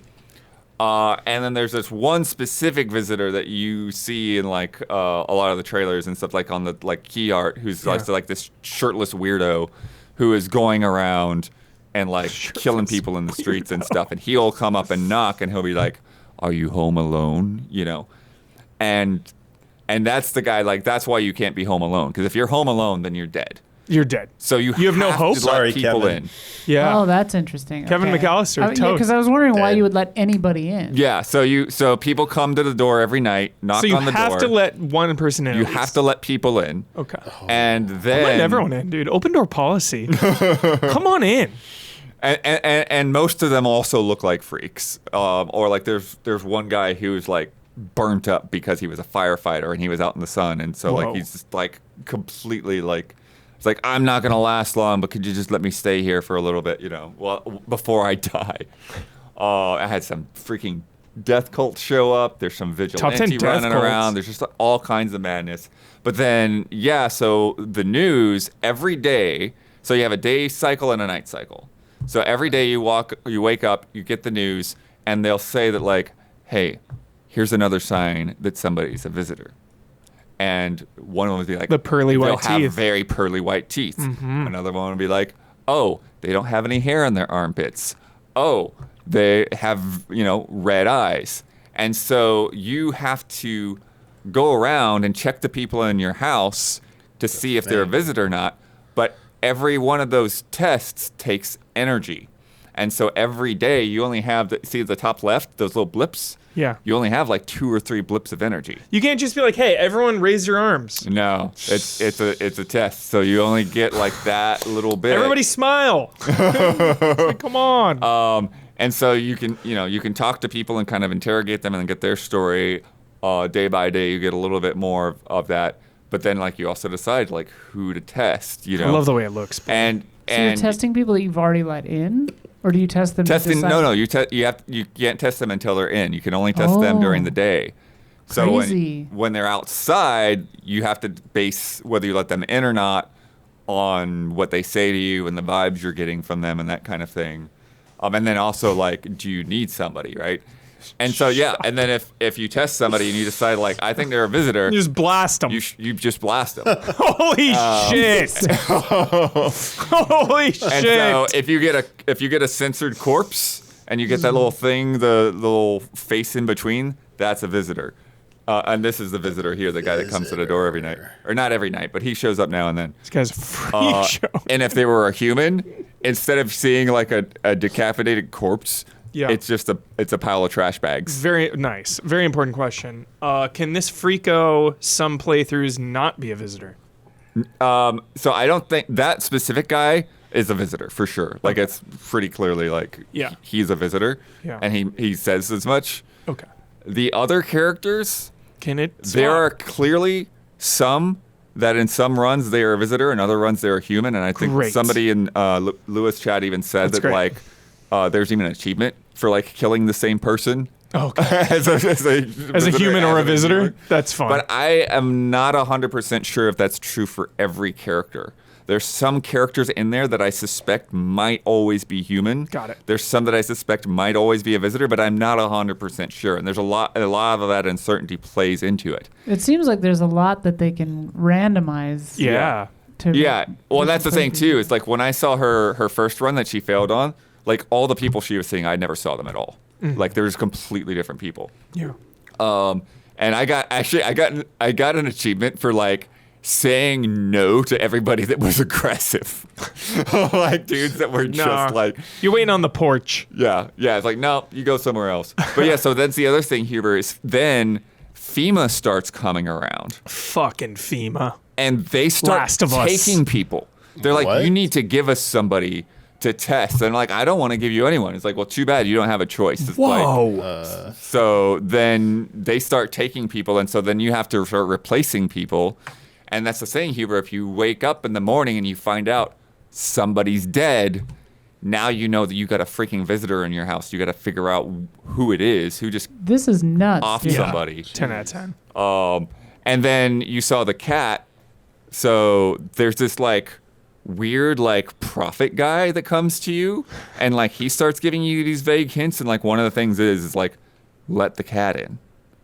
And so it's like, okay, when the creepy girl gotta shows let the up with the cat cat, then okay, I let the cat in. Yeah. But there's all kinds of mechanics, and again, I don't want to get too far into it, but there are mechanics with the cat. Nice. Some of them I saw, but then some of them I didn't know about until I saw what she was when I watched Luality stream. Nice. You have to check yourself too. Yeah, you have to check yourself.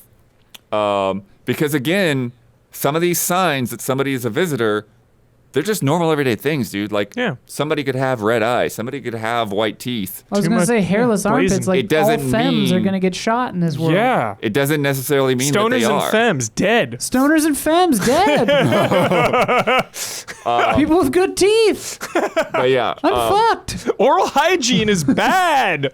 but without telling you what my ending was, it was like my ending basically made me wish that like, shit. I should have checked myself. That was kind of the fun thing, Huber, about like watching her stream afterwards. Is that Yeah. like there are like all of these little extra mechanics that like I just hadn't noticed in That's so one fun. run. So just things that I'd Yeah. fully missed. It's like, oh, okay, I could check there. I can look over here. There's stuff that like I kind of just had started on, but because of where my run ended, like I didn't get to finish.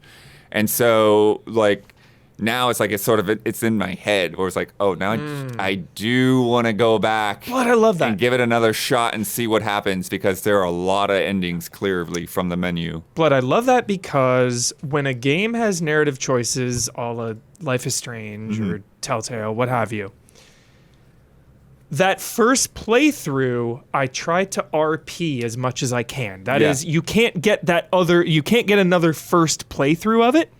So to encourage multiple runs because things are just so interesting and you want to play with it and fiddle with it and see how it all plays out, that is good game design. Yeah. And I think, again, because it's only like 2 to 2.5 hours and like an The length extra is run, huge. Like if you see this character again on the next run, it's like, okay, I'm like, I don't need to like read everything they say as Sure, carefully. sure, It's like, sure. let me just remind myself who they are. Yeah. But like even though these guys like show up and they look like total freak shows, We love like, freak they shows have at Tall Easy Boy there, Allies. you know, you got Tall Boy.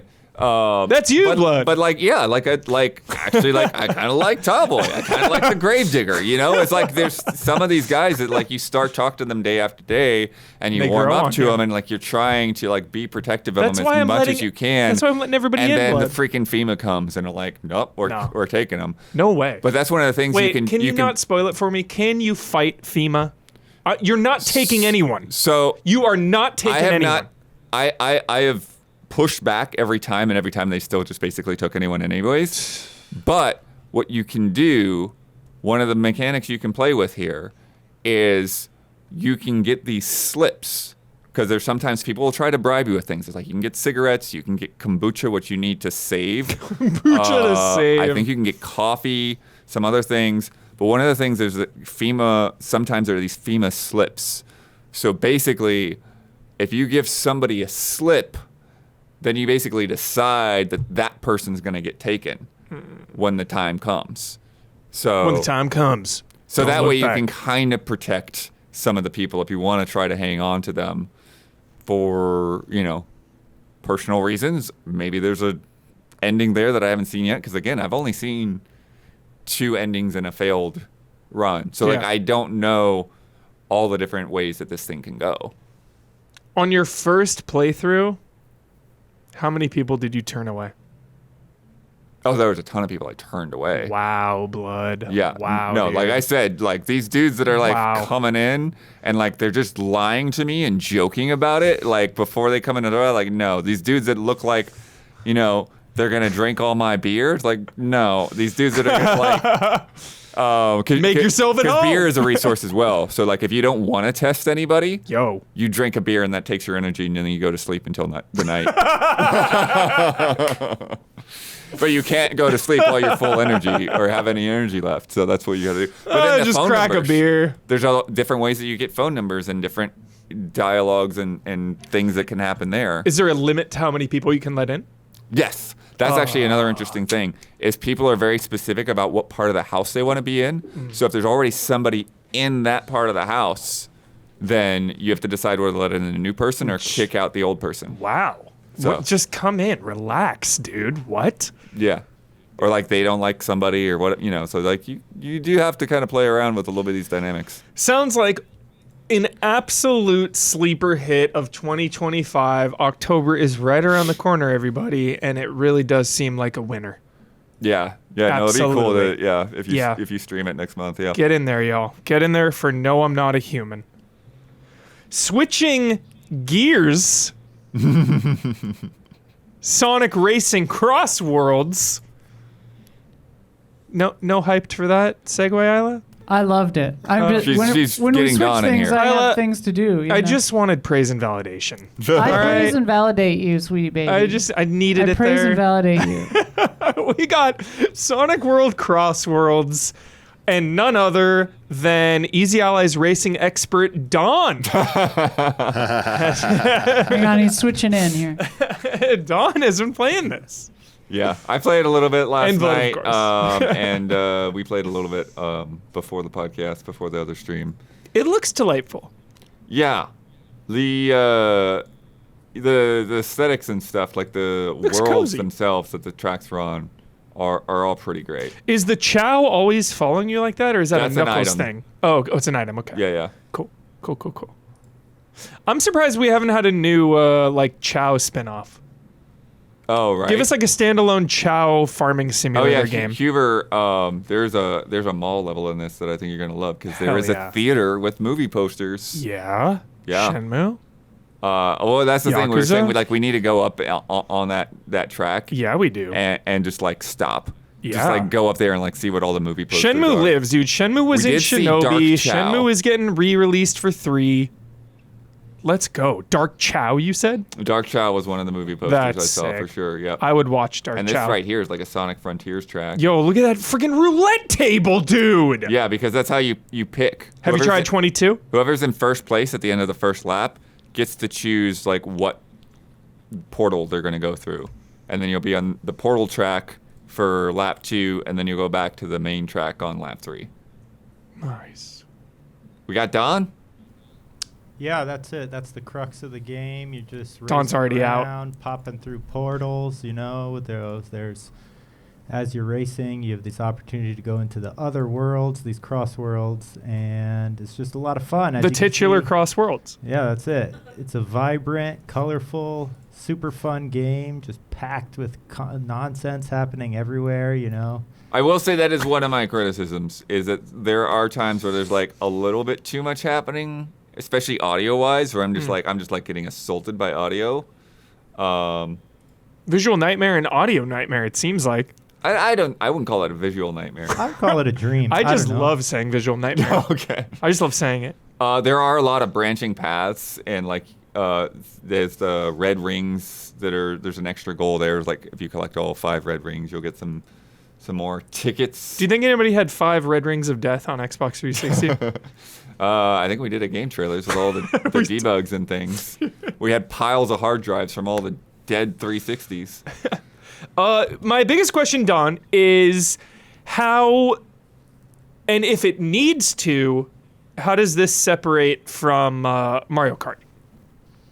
Yeah, so the main 2 things that separate it from Mario Kart, I mean, the biggest thing is this customization of the vehicles. And how it works is as you're racing along, you're collecting tickets for all sorts of different things like winning, but also all sorts of different individual achievements within the race, certain amount of time doing one thing or the other. And you use these tickets to upgrade your vehicle. You have like slots, for parts. You unlock parts as you're racing. Yeah, And so you have like a chassis in a front and a back, right? Okay. Yeah, so as you unlock the sections, you can kind of like choose, depending on what kind of resources you've gotten, like how to custom build your vehicle. And you essentially get, I believe, 5 or 6 custom builds that then you get to choose at the beginning of each race during the circuit which one of your builds you want to go with. Sounds like a raid happened. Yeah. We don't need to worry about I that. don't know what that was. Hopefully the PC's holding up. No, it's just the raid on Twitch. We love it. Yeah, we love but, live raids. Welcome, Raiders. Welcome to the party. We're talking CrossWorlds. And Yeah, how we great are. it is. This beautiful It game. looks sick so as it's hell. It's nonstop fun. I don't know. This feels like it's taking a lot of swings that where if you feel like Mario Kart World is sort of in a way playing it safe and doing the same sort of thing, just whatever No, they added I the don't. open world. Blood is offended. Yeah. But Blood anyway. is not happy with that assessment.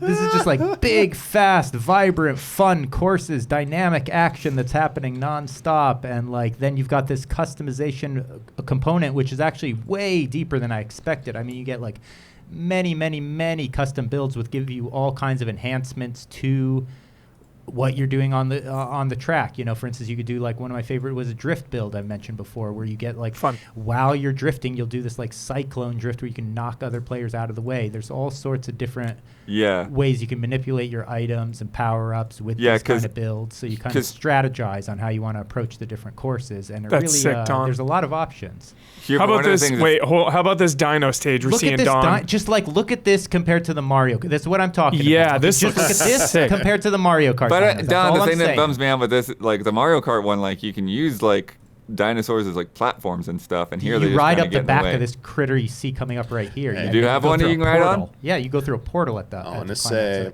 It just Mario feels World like. Metacritic is 86. Sonic right now 83. Very close. Very Whoa! Look at this right Oh, here. yeah, this one, I Look at remember, this. yep. Yeah. So Right, anyway, That's crazy, Damiani. no, it feels very fun. The items are really fun to use. The world is like, as you can see, extremely colorful, bright, exciting. Dawn? The courses are fun. You're doing water. You're doing air. You're doing everything. Don, you it know? feels alive, bro. Exactly. It feels like a breath of fresh air is how I described it. It really is. It's like an invigorating feeling to be playing this.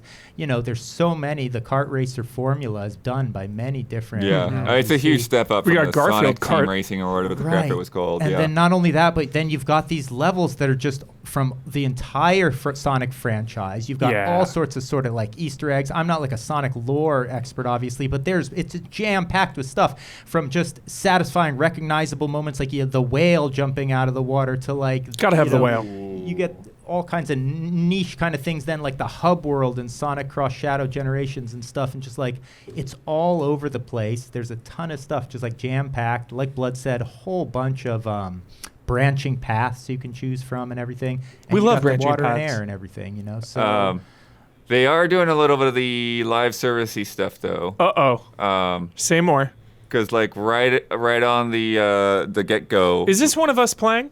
No, this is B-roll. Oh, okay. I was gonna say, why are we not going for these rings here? This is crazy. But Uber's not happy.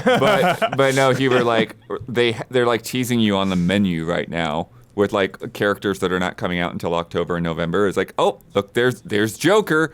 Oh, there's Kasuga from Like a Dragon. I mean, what? Yeah. I'm on my knees bowing, like I'm ready. What do I need to do to get Kasuga? Well, you might need the ultimate. I don't remember like how many of those guys are like actually included with the base game, or if you Ichiban. If you need, yeah, Give if you me need to pay more Ichiban or now. not. But like they're just there, like, oh, this will be here in October. This will be here in November, and like you even get to hear like their theme songs. Like you hear the Persona music playing for Joker, and I'm like, just let me play as Joker right now. I mean, man. I'm a Why are you sucker teasing for me? it. I'm a sucker for it, Blood. I'm sorry. Yeah, SpongeBob is in there as well. We know that Turtles is coming. We know that Minecraft is coming. If Shenmue comes in any way, shape, or form, it is over, dude. I am ready. Have not seen Shenmue, any sign of Shenmue yet. Because there's precedent for that. I saw a Twitter photo of There somebody is who precedent. saw the physical edition. There's a slip in the box that says Mega Man. I'm like, what? Like, I am skeptical. Maybe there's a way for them to fake it, but it looked like a Ultimate. real printed freaking slip. So, but again, like how much more do you got to put down to get these things? How much? I will more pay any weird live price for servicey anything stuff is there? Shenmue, Blood. Any price. Because one of the things that Don was talking about with the customization too is you kind of have to like grind up levels a little bit. I mean, like so far it's like they seem to go up pretty well, but so you have these like gadget cards Yeah. in addition to your. Ooh, Inspector Gadget would be great. So in addition to your like car build, like you've got cars that are like speed, power, acceleration, right? But these gadget cards they have things like, oh, your boost meter is going to go up faster when you drift, or you're going to be able to do air tricks faster, so you can get a lot more tricks while you're in the air, or you'll get more coins like when you go over like or rings when you go over a boost pad, stuff like that. You gotta like start off with a monster truck where you can like transform into a monster. Yeah, or you start off with like an item to like give you a speed boost. Like you just have one in your inventory. But each of these gadget cards has like a set number of slots. Like, is it like 6 or 8 slots, Don? Something like that? I think there's 6 altogether, yeah. So you're at least at first. And you so them, yeah. some of these items take 1 slot, some of them take 2, some of them take 3. But like at first on the card, you only have 2 slots open, and then like as you level up, then you'll unlock the other like 4 slots, and then you can put in more things, and then basically like make yourself kind of OP. So I think like stuff like that and like how that all plays into things is a little bit weird. I think that's like the centerpiece of the whole thing. That's what's so wonderful. Like there's so many combinations, and not just like kind of a gimmick. Like there's so many options of things you actually can unlock that like change the way your vehicle handles and everything like that. And I love the sound of progression. Let me own my character and my cart and level it up. And then because you're going through these CrossWorlds, and the last race of the circuit is a combination of the CrossWorlds that were chosen in the previous race. No, it's not. It's the opposite. It's not the CrossWorlds. It's the main tracks.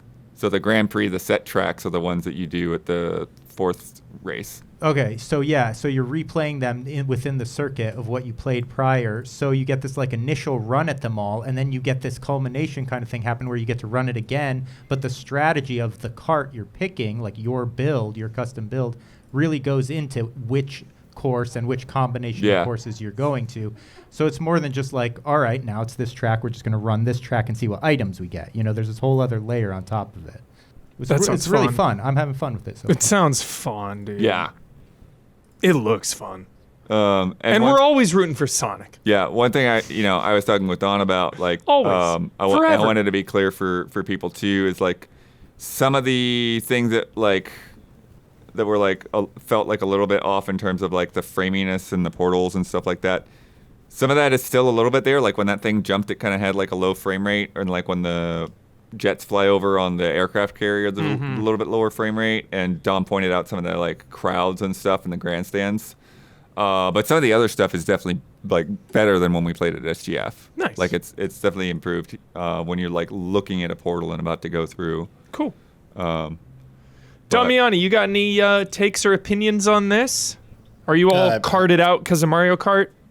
Kind of carted out, but I mean, I had fun with it at SGF. I played the SGF build. Yeah, he was there. And it was fun. I mean, it's definitely doing a different thing than World. So if you're like not, for whatever reason, if you're not into what Mario Kart World is doing, I think this is going in a different direction. That's probably going to be hopefully a little bit more appealing. So I think if you enjoyed like the previous good Sonic Racers or even Mario Kart 8, this is probably going to be like more, you know, what you're looking for, I think, because it gets like a little bit more deep into like the kart customization, the power-ups, and then like the track transformation stuff. Like they've been like king for that for a while. Like they've been like in real time within like a single race. You know, Mario Kart's doing the whole, we're going on a journey across 4 different levels now in Mario Kart World, which is, you know, that's interesting and different. But this is, I think, just like a little bit more impressive, honestly, and a little bit more, you know, fun and you know, a little bit more flashy, I would say.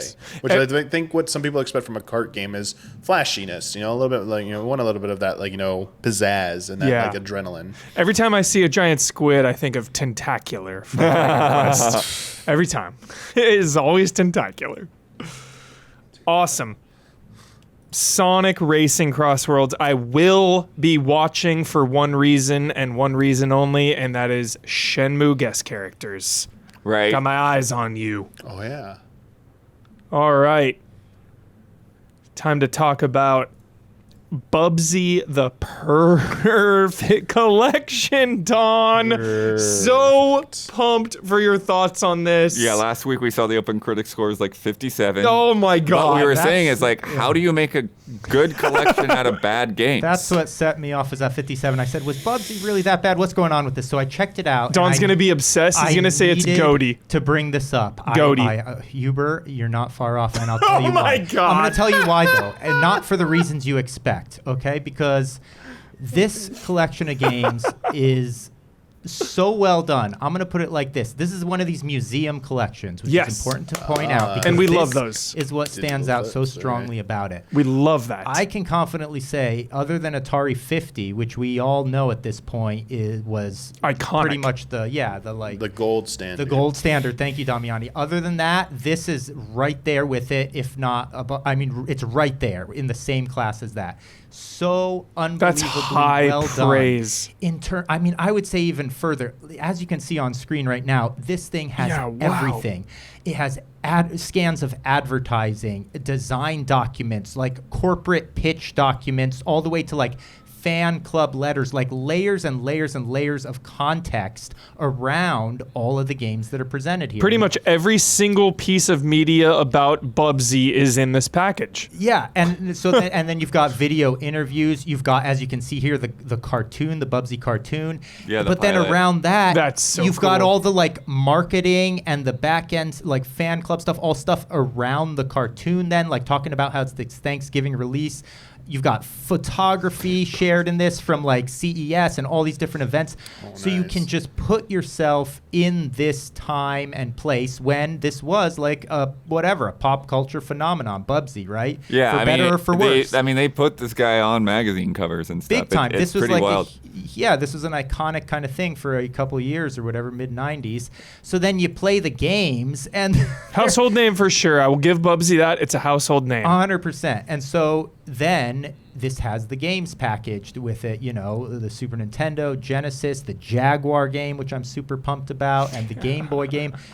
From what I play, look, they're rough games. They've got all kinds of issues. Don, watching this trailer, I had flashbacks to when we've actually played those games back in the day, and I'm like, oh yeah. Right. Yeah. These games are not good. Yeah, This was a 20-minute at the neighbor's house, put in something else. Somewhat, for sure. Well, kind of. Yeah, a little bit. But what's so interesting about it, though, now with these history kind of releases that Atari and Limited Run are doing right here, is like it makes the old games. It's like, yes, these are bad games. Yeah, they're still bad games. But it's history now. It's history, and to play the bad game with all this context and all this stuff. And look, I had to. I mean, these were rough. As I'm playing, I like never pretty much use the rewind or the save features on these retro re-releases almost ever. And this got to the point where I was like using it just gratuitously, like every 10 seconds kind of deal, just to like baby step my way through and make some sort of progression because it's that frustrating in certain points. But at the same time, it's like I was having a really good time, and then I'm going into the museum features, and they got everything. They've got the music, and it's so well organized and like well separated between, you're looking at all the media, the instruction manuals, everything related to this game, and everything related to this game. It's so like segmented and divided and well organized that it's just awesome to be like, okay, I always had a curiosity about the Jaguar one. I never got a chance to check it out in my life. And so it's like, not only do I get to actually play and fumble my way through it and see all the ridiculousness of it, but I get like just all this supporting material. That rules. Which is just magical. It's like a time machine. This is what we love, I think, about these kind of... So I think it's really important to even like see the value in this kind of a release of something like a Bubsy collection where it's like, okay, yeah, these weren't like the greatest games of their era and all that, but they were a culturally important thing. 100%. And to be able to experience them and have all this stuff saved and documented and organized here together, it makes it adds value to the games themselves and actually makes it like this Bubsy collection, I would say, is a really great game. It's a great experience, even though they're not great games. Don't think about how many cult classic films there are from the 60s, 70s, 80s, 90s that are not great. But now looking back, you're like, yo, this movie's not good, but it is important and amazing in a way, in its own way, So this is, being put out by Atari, they've grabbed Bubsy and they're handling this. They grabbed Bubsy. And they've also picked up Digital Eclipse, who did the Atari 50 as well as the other Gold Master Series games like Karateka and Tetris Forever. And they also picked up Night Dive, right? All of these guys are under the same house. And so what's interesting is they actually just recently did an interview with Chris String at The Game Business. And I've got some quotes here. It's like, the challenge when you're working in retro is, how do you make something so appealing that you will pay for it rather than doing something for free? Like, there's literally like acknowledging that, like, yeah, we are competing with people on emulators. Like, this is what we have to like do, is we have to convince people to buy these things rather than just download them. And it says it's not enough to just put the games in a box. We all know what that looks like. That's not compelling. So what kind of context can you give around it? What additional information can you give? How can you make the games not easier in difficulty, but more intuitive? Nice. People will pay for things that are a better experience, a smoother experience, and a richer experience, et cetera, et cetera, et cetera. I love that.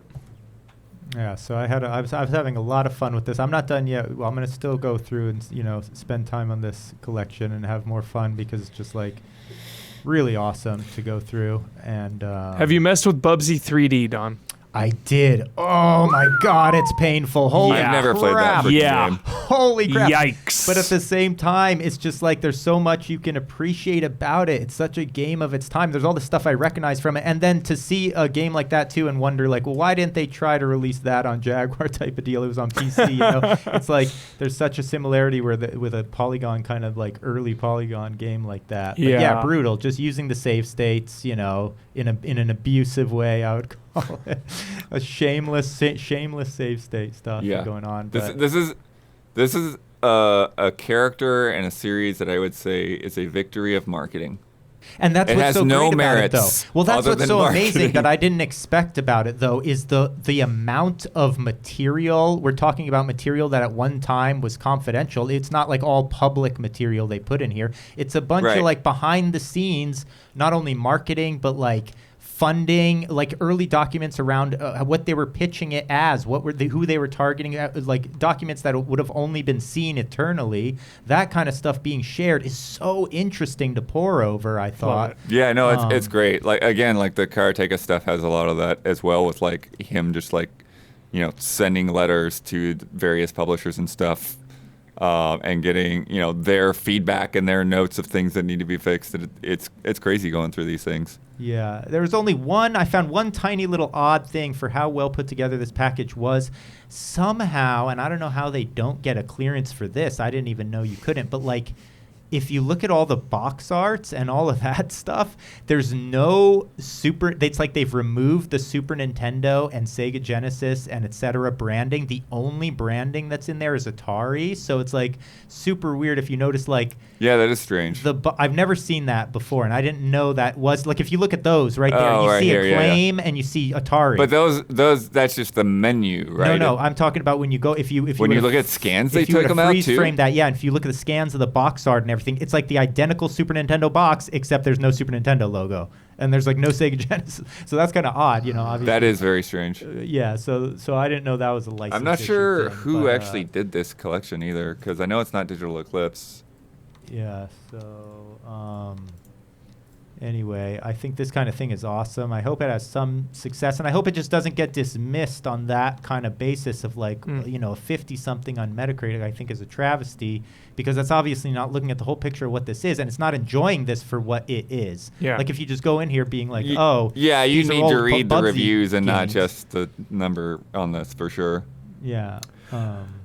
Well, either way, we're just a month away from the Mortal Kombat Legacy Collection, so I'm sure Digital Eclipse and Atari will be just fine. Very interested in what that's going to have. And yeah. Oh, yes. It's very cool. Just a month away now. Oh, yes. Bubsy, though. Back in action. Yeah. Bubsy's back. Bubsy's back. Bubsy's back. Against our better judgment. Nobody asked for this, but he's back. Damiani, you in for Bubsy or no? Probably not. Probably not. No, wait for 40. Don't worry about this collection. Yeah. Play it when you come back. You can check out on Don's. Oh, that was one system. thing I was going to mention. I know it's probably whatever. I haven't looked. Is it the same publishers? Because that's the one thing I was thinking that would have benefited this game so much. Is like, why couldn't they have just packaged this whole thing together with the 4D release? I think it would have helped both. But I don't know. No, I don't know about that. Definitely, I think it's good to have 4D separate. Yeah. I mean, they'll probably do a bundle sale or something like that. Bloodworth disagrees. We got more to come. But if you've been enjoying this show so far, please take a second to like, subscribe, ring the bell, help out Easy Allies so we can keep on keeping on. And now, a word from our sponsors. When we were young, we used to dream of being all kinds of stuff. Astronauts, kings and queens, homeowners. But as you get older, your dreams change, focusing less on running the world and how you can take your skills and ideas and turn them into something real. Instead of dreaming about going to space or owning a castle or inventing a shrink ray or something, you start dreaming about owning your own business, perhaps. And if you do want that dream, you'll need a website, a payment system, a logo, a way to advertise. It could be a lot. It's overwhelming, it's confusing, it's daunting, it's scary, it's weird. But thankfully, that's where today's sponsor, Shopify, comes in. Shopify is the commerce platform behind millions of businesses around the world and 10% of all e-commerce in the United States, from household names like Mattel and Gymshark to brands just getting started. What if you can't design a website? Shopify has got you from the get-go with beautiful ready-to-go templates to match your brand's style. And if you need a hand, you can get help with everyday tasks like enhancing product images, writing product descriptions, or generating discount codes with Shopify's AI tools created for commerce. And if people haven't heard of your brand, Shopify can help you find customers with easy-to-run email and social media campaigns. And if you ever get stuck, Shopify is always around to share advice with their award-winning 24/7 customer support. Turn those dreams into and give them the best shot at success with Shopify. Sign up for your $1 per month trial and start selling today at shopify.com/allies. Go to shopify.com/allies. Go to shopify.com/allies today. And if you are a patron of Easy Allies, we love you. Thank you. All right, Blood. You are obsessed with games to finish in one night. Henry Halfhead, what's going on? Yeah, this is just a little 2-hour guy. I think you played a demo of this a few years back as well. Yeah, so long ago. It's funny you could compare it in a small way to like Mario Odyssey or something. But Wow, high praise. Love that. But you go through Henry's life, and as you can see from his character design, Henry is literally half a head. Mm-hmm. But then almost there's just like a few like little set dressing things in the world. Almost anything that you can see, you can interact with by Henry hopping into this item and possessing it. So it's nice. Like, you hop into a radio and you turn the dial and turn the music on. Oh, you need to turn the radio on. Hop into the plug and plug it into the wall. Oh, you need to cut an apple. Like hop onto the apple, put it in place, then hop onto a knife and then cut the apple. And then I totally remember now playing in the kitchen. Yeah. So you go ago. through the story of Henry's life, starting from like when he's in a crib and like you're hopping out of the crib and like, trying to play with things in the room without your parents seeing. Love that. And then it kind of like a lot of not every transition, but a lot of the transitions are like, like either like going through a door or like using like the calendar or something, right? And so like you go through a door and then it's like, oh, it's his birthday, and then there's like a birthday cake, and then you can kind of like open up the presents and eat the cake early. Yeah.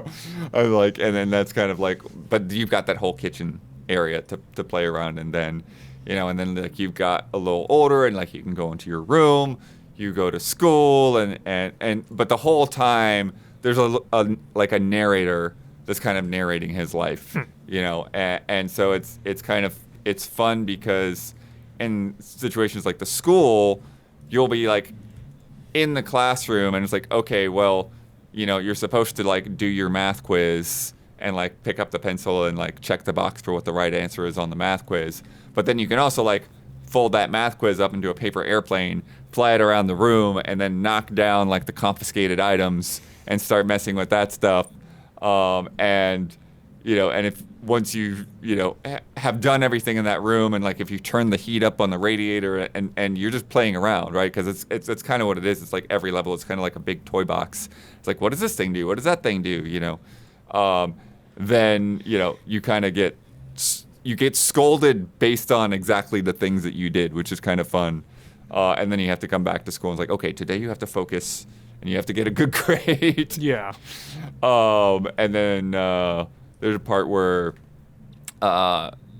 you've got this long sequence of like you're working in a mailroom and you got to sort the mail, and you find little ways to kind of, do that, speed up the process and all of that. And then like probably like the longest section of the game, because it's only like 2 hours or so, is like when you're like at home and as an adult, and like as you interact with more things, then like other doors of the house will pop up, and it's like, That's fun. back here is the garden, and like you go in the garden, it's like, oh, here is the art room, and you go in the art room and you play around in there, and it's like, oh, here's the shed, and here's it's like, oh, you find a dirty sock, and then all of a sudden then all this dirty laundry appears across the house, and you start rolling it up like a snowball, and then you Katamari. or Katamari, and then, stick it into the washing machine, and there's all kinds of like I think probably every individual book, like you pop into that book and you open it, and then the narrator will read a book, like, and so like depending on where you are, like there's like you got little kid stories, and then you got like recipes for like food that you can make on the stove, and like there's like a baking contest from one of the neighbors, and so you can bake like a little tart and like set it out on the windowsill. When you're gardening, like you can find all these seeds around the house and then like plant them into different pots and water them, and it's just, it's a really cool, fun, like experimental game. And then at the end, they kind of tell you like how many objects that you interacted with out of the total, and so they say, okay, then you can kind of go back in and find what you missed or find whatever. what you missed. Yeah. There's sections too where you like stack things. So like you'll get a high score based on like how high you made a stack of things. So like That's fun. when you're like when you're a little kid, there's like like wooden blocks, and so you like try to get a highest stack of wooden blocks that you can. Yeah. But then it's like there's physics involved in that, and like you also have to like, okay, well, like to get this up higher, you got to get like something to jump on top of the group or whatever. So yeah, and then there's Is there a narrative tying it all together? Or you that's just what I'm saying, is you have a narrator. Yeah. That's like going through your life. So that's the thing is Okay. there are some like some emotional some beats, touching little moments in there. Some relationships that are essentially off screen, but you get the gist Got it. of it. Whether it's like hiding from your parents or interacting with the teacher or trying to do a good job at work. And then there also, each level has like little hidden puzzles. Love hidden So you puzzles. find puzzle pieces around and like try to put the puzzle together. There's a lot of musical instruments and stuff to play around with there too. And then just fun little quirky things like, you got to pack your bag for school, so you like open the bag, put all the stuff in the bag, or like, oh, there's a Game Boy here. It's like, I want to play the Game Boy, but it's like, okay, well, I got to find a battery. And so you go into the battery, roll it over to the Game Boy. Okay, now I got to find a game cartridge. And like, there's this one cartridge here, but then there's another cartridge that's up on the high shelf. And it's like, oh yeah, you're not supposed to play this game. It's like, it's beyond your age rating. Yeah. Mortal Kombat. Too violent. Nice. But yeah, so it's just really fun to. It play seems like around every with time all you get the to a new interactions. room, it's just like, ooh, what can I mess with? Yeah. Yeah. That's super fun. And I saw, who was it? Was it Gersman? Somebody was saying that, like, at first, like, they kind of messed around with it and, like, oh, I don't really, like, it's not really doing anything for me. But then they saw, like, they handed the controller to, like, their kids. and their kids were going wild. It's like, oh, okay, like I'm really like starting to get it now because Power of children. it is about that sense of just like messing around with stuff and being experimental and like Children are OP. What does this button do? Hell yeah. Yeah. Henry Halfhead. Out now. Yeah, out this week. A lot of Out systems. on a lot of things. And like I said, just a quick little 2-hour thing, and then you can go back and play co-op with somebody later. Hell yeah. Let them experience it. So good stuff. Hell yeah, brawler. Henry Halfhead. Next up. I'm glad that's finally out. I feel like we were waiting for that one for a little while. I mean, we saw it a long time ago Yeah. when it was still pretty early. They probably had like one room built out, and then they had to build Yeah. all the other stuff. So Totally. Definitely one I'm going to get to before the end of the year, Bloodworth. Next up is the couple demos that Damiani was playing. Relooted. Tell me about this. Why does this sound like a co-op roguelite game? No. it was a heist game, Huber. I talked about this game before. I forget if you played it. If you I just, remember like, this saw game or- already. It was actually But it- Shuhei You that played steal this the game artifacts Okay. at Summer Game Fest. and Yes. return them to where they belong. So you're Fuck like yeah. a group based in Johannesburg, South Africa, and you're trying to reclaim stolen artifacts and returning to their rightful owners. Yeah, rules. So that could be and the thing is, the demo has a bit of a story set up. You get to like know the characters and know like the premise. So what happened is this professor put together this group, and you're being like asked to join them, like because you're the one with like the speed, and they need you to like they kind of like surprise you, saying like, we're gonna steal stuff, and you're like, wait, what? Like, no, like how can you're all academics? How can you be like seriously considering this? And like, why don't we go through like the legal channels? And like they go over this like treaty that was signed that said like publicly displayed works of art and cultural artifacts have to be returned. There was like some treaty signed, but there's a loophole that says if you don't put them on public display and hide them away, you don't actually have to return them. But because of that loophole, this was like I forget what movie it was like, but it reminded me of a movie originally, and I can't think of it anymore. But because of that loophole, because these private collectors now have these artifacts, they can't go to the police and report them stolen, so you can steal them. And they can't do shit about it. So it's like you've been presented the perfect, like, vigilante opportunity here. So you have this base of operations. You can go around the base. It has like multiple floors. It's a side-scrolling game, by the way. It's even when you're whether you're doing the action or whether you're walking around and interacting with characters at your home base, you're moving around and side-scrolling. It's like 3D models, but presented as a side view. Yeah. You can go to these different like wings of the there's like a left side and right side of each floor. There's like a character waiting for you. You can talk to them. You can like there's like not really choices. It says in the final game there will be decisions you make that can have like impacts on the progression of the story. But basically you can dig deeper into each character, how much you want to get to know them, and question their get questions about their motivation, why they're here, and then.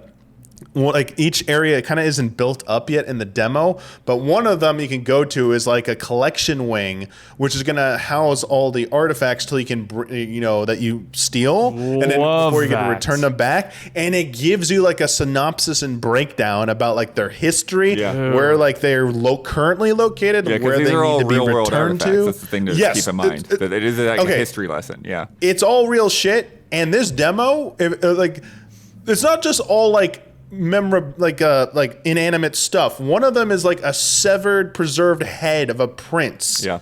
That you're like human remains that you're trying to bring back and let them have the be properly buried or whatever ritual they're gonna do. But like it gets into some I was like, this is getting some dark shit. Like, holy fuck, like this is messed up shit. But like it's it's very I would say like it really draws you in because a lot of games really aren't doing anything like this. So you feel good about Real this motivation. stakes. Yeah, it feels like pretty good. Like, hell yeah, like you're doing this for like a good cause.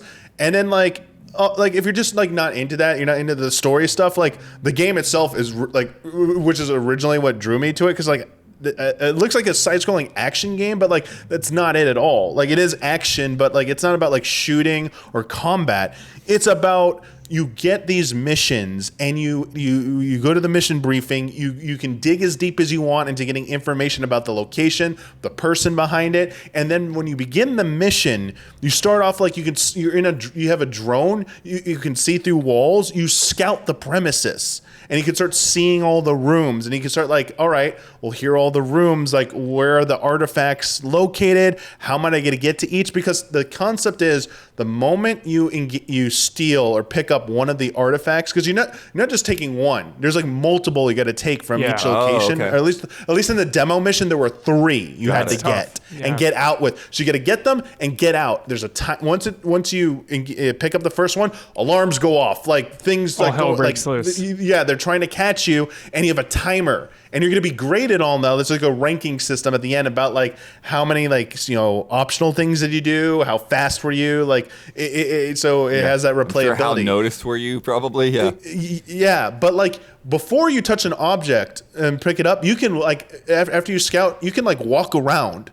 I mean, you can break some windows. I don't know if that's going to be in the final version, if that's going to set off alarms. Like some windows will set off alarms, but there's certain things you can pre-interact with, like pulling a table under a retractable door so that like it won't close down all the way, so you could slide under it. That rules. And then like the last thing is you have team members, and 1 or 2 of your team members can help you out in the mission, but they can only be in one or 2 places at a time, like depending on the circumstances, and there's too many places for them to be all at once, so you have to pick and choose. So you got to scout, see where you want. Like one of them can like grapple you to a higher floor, or like kind of like swing you through a window that you ordinarily wouldn't be able to break without that extra momentum. So there are different paths that become available depending on where you place your team members with their special abilities. And then your abilities, like the game starts you with like a tutorial where it just explains how to play.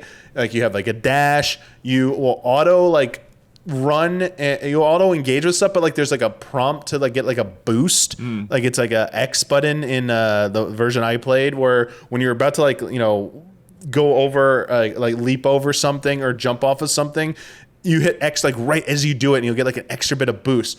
But like So it feels really good.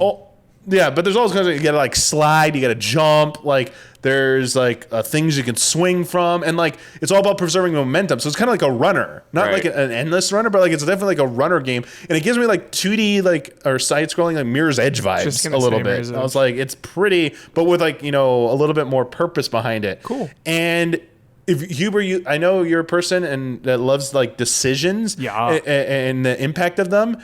In terms of gameplay, it's like living with the consequences of what you do, because you can fail to retrieve something, and like you can keep going. Like there's the difficulty settings are whether you want to be able to redo something or something won't impact your future stuff, and it's like what you did is set in stone or not. So like if you miss something, it's like, well, you lost that artifact. Stakes. Like in the demo, it's like you didn't get it. In the main game, there's only this one mission, but I assume you'll move on and characters will react to you like losing access to that, because the first one rules. It's messed up. Like this first one, and like they call it's like in a mansion out in like the forest, and like I think it's Germany. I forget the location you go to, but like it's like in a foggy forest. It's like the collector's name is Fraulein M or something. Wow. Your character jokes it feels like you're going into a horror film because it's like a mansion vibes. It's like wild.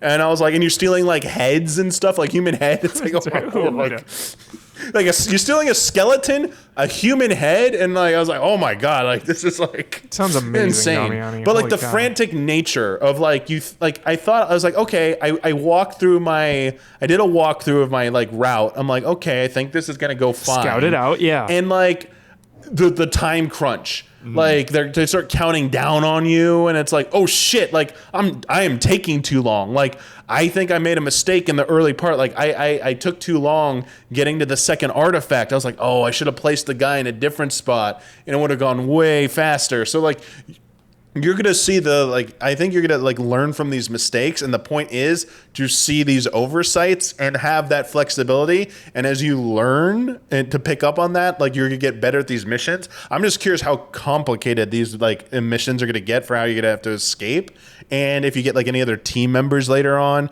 and what happens with your headquarters as like it builds up and more things populate it. Like, do you like it was basically just reserved for the mission and stealing the artifacts and getting out and getting that like core gameplay experience.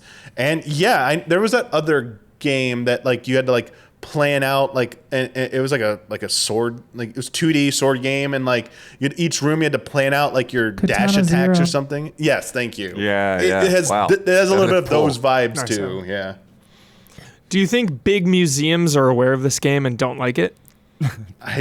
Maybe, but like I don't know. Honestly, because I like, haven't heard of everyone when they showed this game. I mean, everyone was like, yes. And you just said when you played, a motivation you can get behind, we're stealing shit. A game where like stealing is encouraged. That's quite a vibe, you know, that we can get behind because it feels right.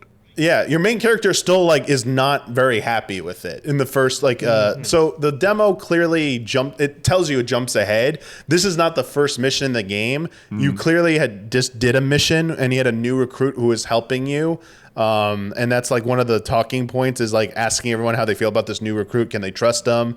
And a lot you get like that's what you ask about. Like you ask like this professor, this older woman who's like kind of been like a mentor figure to you and like a revered figure. And you're like, why would someone so intellectual, so revered, like go this route? Like you're gonna get people in trouble. Like you might get yourselves hurt. And like you're trying to be like rational about it, saying like there has to be other ways to do this. Like this seems like way too extreme, but everyone around you says like this is, you know, we've tried everything. Like what else can we do? Like this is kind of it. And like if we don't do this, like these private collectors are they're gonna get harder and harder to track down and find. And also that adds to the stakes because even though it's a video game, it's like try and imagine like this is your one chance, and if you don't get something, it's like that might be it. They'll put that on such lockdown and hide that you'll like never see that thing again. One of the coolest premises of a game I've heard of in a long time, Damiani. So I'm glad the gameplay matches how good the premise is. It felt pretty easy and fun and like intuitive to play. Like I'll be honest, like it like very much clicked. I'm just curious like how much more complex like missions will get if it like continuously feels like a good progression of that, or if it avoids the pitfall of like I get it all and like it's not. I'm sure it won't, but like those are questions people will ask. Sick. And sorry, I said intimate object. I meant inanimate. Yes, chat. Sorry. Awesome, speaking a little too fast. And then. It like has voice work and everything, and the music was that they had there was pretty good. Awesome. So demo's out now. No release date. It says coming soon. But there is a demo. Everybody can play that right now. Give it a go. Sounds sick. All right, one more, Damiani. We got Little Nightmares 3. You played a little demo of this just in time for October coming up. Yeah, I was like, what were the dumb demos that were like? Sorry, not dumb demos. Like, what were the like? I'm dumb. I was like, I'm being dumb. Why can't I remember the demos that came from like the Nintendo Direct? I was like, they said there was a bunch of demos. I was like, where are they? I want to play some demos. And I was like, oh yeah, Little Nightmares was one of them. And I'm like, yay, I want to see it on Switch too. And like, it runs pretty well. I will say that like, it was like one point. I do think it got a little switchy, but it is a demo. I mean, well, in this game, I believe it's also on Switch 1 as well. Yeah, I don't know if it's like the Switch 2 or something else, but like I just kind of chuckled at that part. I was like, oh God. It's like when Huber hears about this, he's going to be like, what? Little Nightmares 3? No. I didn't play 2. I never played 2. At least I don't think I played 2. Maybe we did, and I just don't remember it, but I remember 1. The premise is like you're these like tiny little characters in this world that's like bigger than you. It's like it's intimidating, it's scary, it's unfamiliar, it's very like dark, and there's always like this like kind of like you don't like there is combat in this one. There's at least a form of combat, but it's kind of puzzly. It's not like actiony combat. Like bait the but there's person always, here, go around here, kind of Right. thing. Yeah. so Yeah, because I just did there's a longer preview from a different demo at PAX where we played about 2.5, 3 hours.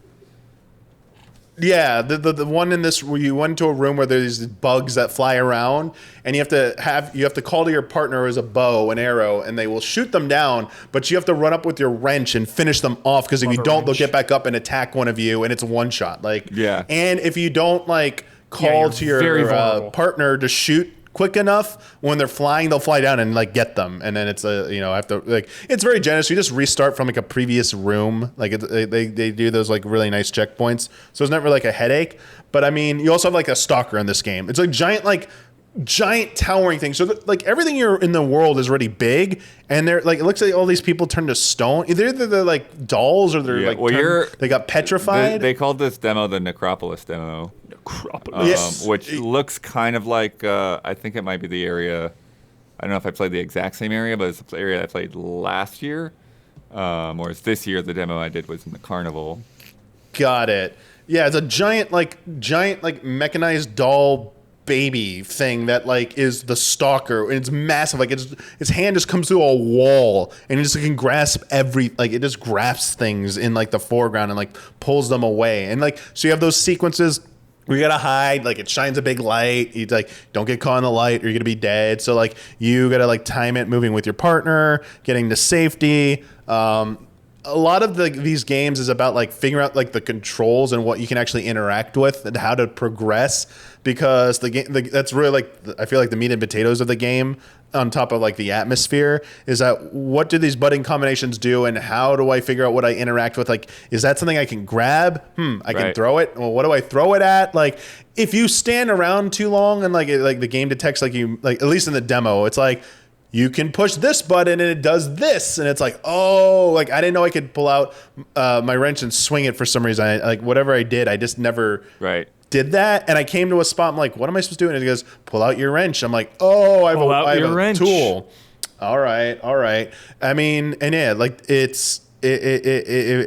does like, maybe might feel like a little frustrating at first if you're not used to it, because you're like, where am I supposed to go? But like, everything's like really small rooms. Like it's, if you just like wander around and like mess with stuff, eventually you're gonna figure out. But they have other cool stuff. Like you have umbrellas that you get at one point. Like you find them in this like toy box, and like, or a box, you pull them out and they're like toy umbrellas. And then like you can ride wind currents, and there's like kind of like a mini platforming section where you gotta like go up, and then you gotta like fold them to drop a bit, then like, redeploy them quick enough so you don't fall off the screen. I was like, oh, that's kind of like, nice, little platforming. You got like a lot of like interacting with like wood boards to like rip them up or pull them out. Yeah, pushing wrench doors. can smash the boards too. Yeah, and then but so when you're playing the single player, because when I played it at PAX, we were doing co-op. Okay. That was my next question. Is how that I couldn't feels. remember how it worked from last year. So when you're playing single player, do you have to play as the wrench character, or can you swap on the fly, or can you pick before you start? I didn't see anything that told me I could swap. I didn't see any prompt. Okay. How'd you feel? I had a button to call my partner to come over to me, or to call them to action. Right. But they kind of like smart followed me. Okay.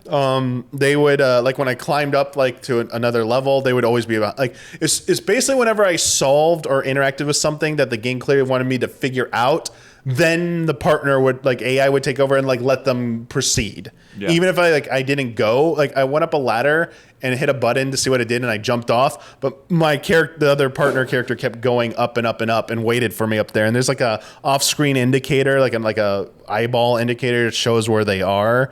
But they won't just solve things, but they will, like, they did make like a noise like there was a platform I needed to jump on, and they were kind of like just like bouncing on it, and it was like I walked over it, so like maybe the game detected like, hey, you walked over this, you not noticed it, so like the partner was like kind of like bouncing on it, and I was like, oh wait, do we jump on this? And then we had to sync up our jumps, which it took more than one. I didn't understand that, but like you took a few jumps and then you like smash through the flooring right there and go down to a lower level. So I did like it was fine to me from what I played, and especially in the stalker parts, they weren't like the reason I got caught because the dumb AI character couldn't keep up with me. Not at all. My biggest fear of playing any co-op game, Damiani, is not having a partner. That usually just like I'm immediately out because I don't want to play a co-op game solo. So it's a big barrier for me to get through, knowing that a game is designed for co-op and not having a buddy that'll commit. But you said it felt good. Yeah. Great. In fact, I almost screwed up. I was almost the reason for why we failed apart. They were waiting for me in the right spot, and I was like, I thought I was supposed to go in this other I made it more complicated, and like I feel like they always is like looking at me like this like. I was like, oh, I'm sorry. Like, yeah. Like, so if anything, like they definitely did not cause any headaches. They were definitely like, made the experience feel like pretty natural. Good. And that's coming out in the heart of October. Yeah. Little Nightmares here. Remember, this one's from Supermassive. We talked about it on Blood's preview. Supermassive. They did the remaster, but this is their first lead on Little Nightmares because it was originally... Hold on. It was originally... Tarsier. Yes. Thank you, Blood. I was trying to figure out where There we go. We got it. Okay. Yeah. Yes. Tarsier. That's Yes. two. Yep.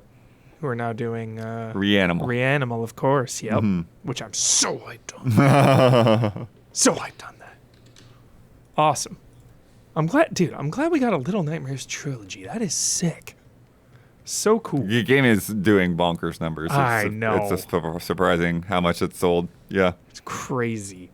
And you got to give them credit. Coming out at the perfect time. I mean, come on. You make a horror game, you come out in the middle of October. Come on. October 10th. Yes. That's what you got to do, publishers. Also this week, Bloodworth. Yo, mostly just a bunch of extra little games coming out. So Critical Reflex, we just talked about. They had 3 games come out this week. Wild. They also had a showcase on Monday. Sick. Not really a whole lot in terms of like game reveals. It was more of like, because they're a small indie publisher, it was a good way of just like kind of like, let's package up the lineup and like get everybody hyped. And like I liked what they did. Like I really enjoyed it. It was like maybe a little overindulgent in like some of the interstitial stuff, but it kind of reminded me. It's not like trying to be like haha funny like Devolver, but like they have an identity that they're going for, right? Yeah. And one of the fun things that they did is, remember Mouthwashing last year was one of their games. They went back in and they did a bunch of outtakes. That's so like they're doing a scene and then like somebody gets something wrong and they just like break character and all That's of that. very fun. That's very fun. It was pretty fun. And then so most of the stuff in there are a lot of the games that I talked about that I had seen at PAX and stuff like that when I checked out their booth. But this one I didn't know about. So roll this. This is Drown Lake. Drown Lake. Huber, and this is basically Caddo Lake. It's it's survival horror, but it's like on a boat, and so it has this mix of like Dredge. a little bit of Dredge for sure, because there's like first person on a boat driving around this like swamp, and then there's also like top down swamp stuff. Nice. Damiani's pumped. Yeah, so it's so you get that back and forth, and it's very interesting. And it's also inspired by Brazilian folklore, so you've got some like kind of creepos and stuff in there. Love that. They say there's 3 protagonists. I don't know a whole lot about how that interacts. 3, and you just know of one, or no. I know the game has 3 protagonists, but I don't know if it's like 3 protagonists as in like you have a party, or you do like separate stories, like Resident Evil, or how that works. Because this is more of like more of a vibes trailer, right? Yeah. And then there is kind of sick. Yeah, it looks sick as hell. Because I'm scared of man-made objects in water. And then there is fishing involved as well. And FMVs. And FMV stuff, yeah. Had a little bit of FMV stuff at the beginning, and no, I'm not a human too. I was easy in. Yeah. So that's cool. The next thing, which I did not know, this game came out freaking today, Hubert. This game looks sick. Easy Delivery Company Oro Games is putting this out. Yo, we got Promise Mascot Agency here? Yeah, no, here's the thing. What? They teamed up with Promise Mascot Agency. Shut up. They're doing a bundle. The best sleeper hit of 2025. Because of the truck. They both are using the K-Trucks. Easily Promise Mascot Agency is the best game no one's playing. So, Dude. yeah, so you're tasked with like delivering goods back and forth in inclement weather. And then, like, Oh you my got big God. jumps. You get upgrades. It's to me, I like this is N64 Death Stranding with cats. It looks sick. Like that's what this game is. It looks sick. I love the bud. like that N64 level fog too, or it's like, Yeah. oh yeah, it's really snowy out, but it's just that that wall of Draw fog. distance, yeah. But it looks like the controls are really well. I haven't got to pick it up yet. It does look good. But yeah, I want to get into it. Dude. When is this out? This is out today. It just came out today. That's why I was, like when I got it yesterday, I'm like, what is this game? You're telling me this is coming out tomorrow? Are you kidding me? I never heard of it before, and now it's out. Games. Damn it. Damn it. Next up, okay, this one we have time. We have time, Huber, You're pumped on this. because you need to get in on that this first. is one of your favorite things ever. The base game, Little Gator game. This is on Blood's top 100 of all time list. I don't know about that, but it's No, really it a great is. game. And it's getting a spooky DLC called In the Dark. It's coming early next year, and then they've got this huge, massive underground cave system. They say it's double the size of the original game. Lots of new course. little gadgets. You can double jump now. It looks like there's like some kind of like spider thread thing that you can like swing around. Sick. You got minecart tracks It's to crazy. slide around on. And yeah, and if you're not familiar with Little Gator game, like the whole premise of the original game was that like, oh, you used to play pretend with your sister, and your sister grew up and went off to school, and it's like you want to have that moment again with her, and so like you create this adventure to go out on, and help to get your sister's attention, and she's like, oh, I've got to study, and it's like, but I want you to play with me, and so it's very cute and imaginative, and to me it feels like a lot of the stuff that you like about a game like Breath of the Wild, but just condensed, and something that like, you can get through in a night or two. Yeah. And just a lot of good vibes, good heart. Yeah, dude, you sold me on it when it originally came out, and now you're talking about some Halloween vibe DLC. Let's go. Jeez. Go to the mines. Yeah. All right, next up, also I think I saw this yesterday, game called Crude Oil. And All right. you're literally playing as a sentient glob of oil. Dude. Pick up oil globs. Can you kill the oil barons Maybe you're trying and the to oil escape. drillers? You are trying to escape, but Yes. yeah, it does kind of remind me a little bit of like a Limbo or something ish. But like, yeah, you Taking the fight to big oil. Sign me up. You get globs to make yourself bigger. You can throw globs to like interact with objects. It looks like you can attack things with ground pounds and stuff like that. I want to suck up some humans though, dude. Maybe I want to suck up Maybe. humans or marking it down. you could drive forklifts.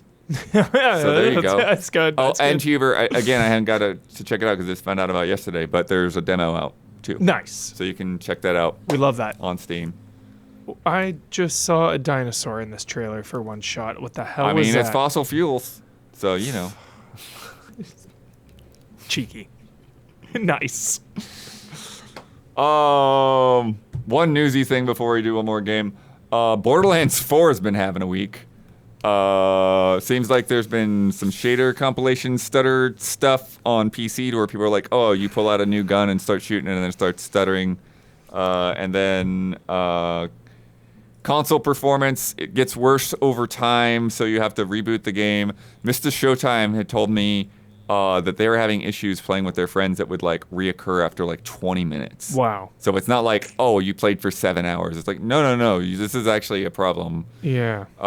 And then Doesn't even seem like long enough to go out, do some missions, and come back to a hub. It's 20 minutes is nothing. Yeah. When you're doing like a quest with some buddies. yeah. And then I've also saw some reports that there are already some people that have like some infinite damage builds where you can just like walk up to a boss fight, it's like bam, bam, bam, they're dead. So I don't know. Okay.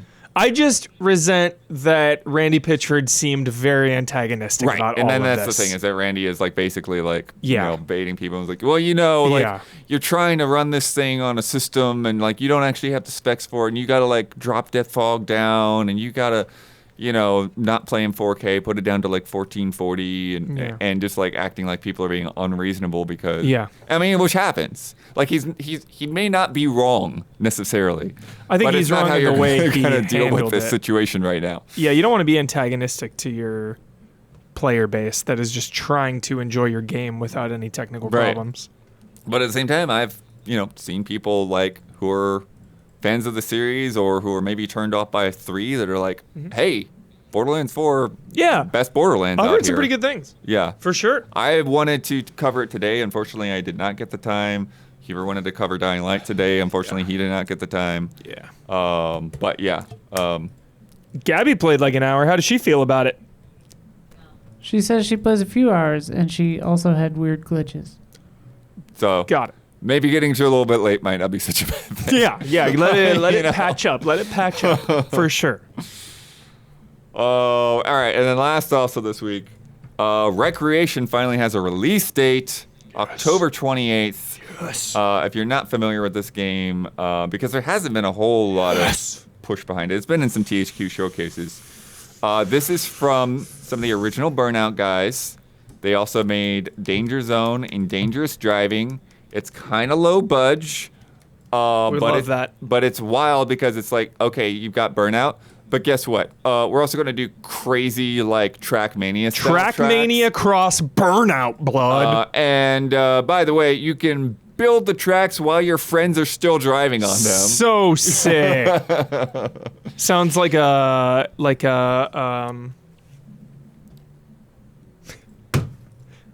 I can't think of it right now. Like Wreckfest? No, like Damiani's little challenges that he has. Damiani Little Challenge. Achieve it yourself. Achieve it yourself Yeah, for yeah, yeah. crying out loud. I'm sorry. Yes. Sounds like achieve it Little yourself. challenges.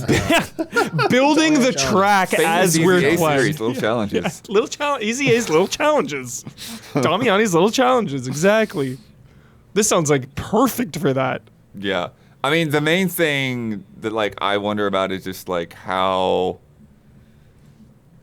much variety, how much of a campaign there will be to sink your teeth into. Because, like, I could see it, like, being like, oh, you can do all this stuff. But it's like, if you don't have, like, that creative drive. or For you sure. don't have that creative friend, you could easily, like, quickly feel very samey. Yeah. And I just don't feel like I've seen quite enough of it. Sure. But like, just like the Burnout driving and The Burnout smashing into vibes. people and crashes, Oh. it's got that same sense of momentum and physics to it. Blood, we have hope, dude. Yeah. We have hope here. Yes. So sick. And the Will past 3 driving games they did were all, again, low budge but fun. And will there be a stunt mode, crash mode? Do we know? Don't know. Okay. Don't know. Because that's huge. Yeah. And is that going to be an early access, you think, or a straight up release? I didn't October 28th. see anything about early access. That might be a thing to look at the Steam Yeah. page real quick. Pumped, dude. Let's look at Recreation. Looking good. Shunt. Like, what a name, by the way. We're going to be shunting. Shunt. We love Burnout. No, I Shunts. missed the letter because of my stupid keyboard. Damiani's little challenge. Damiani's little challenges. It doesn't say anything here about early Sure. access. Sick. But I mean, this is the kind of game you'd expect. Some Yeah, that's kind why I of, asked, like, for sure. Them to, even if it's not early access, for them just to add on to it as time goes on. Yeah. Arcade racing, mix your world, place jumps, loops, stunt reps, pipes, moving obstacles, Customize your cars. You're the game DJ? You create and control the gameplay. I'm the game DJ. I am the game DJ. Yeah, that's funny. I am the game DJ. But you can mix your music too. You have Nice. FM radio featuring 16 stations, ranging from disco to gospel, Whoa. from movie music to smooth jazz. Duel of the Fates. Weather and traffic options. Be a Rec Lord Breaker. What? Set records 7 different ways. So it's just about leaderboards. It's my next D&D character. The Rec Lord Breaker.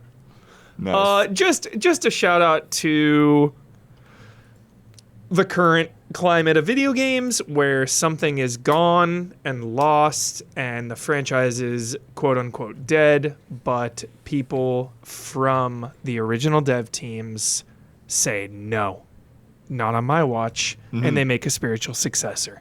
Oh yeah, You gotta love they've been out there doing this for Yeah. a good while now. It's the Probably best. about 10 years. Because I think the first one that they did was like actually Dangerous Golf. Remember? Yes. Yeah. Yes, dude. Dangerous Golf was sick. Awesome. Alrighty. It is time for Love and Respect.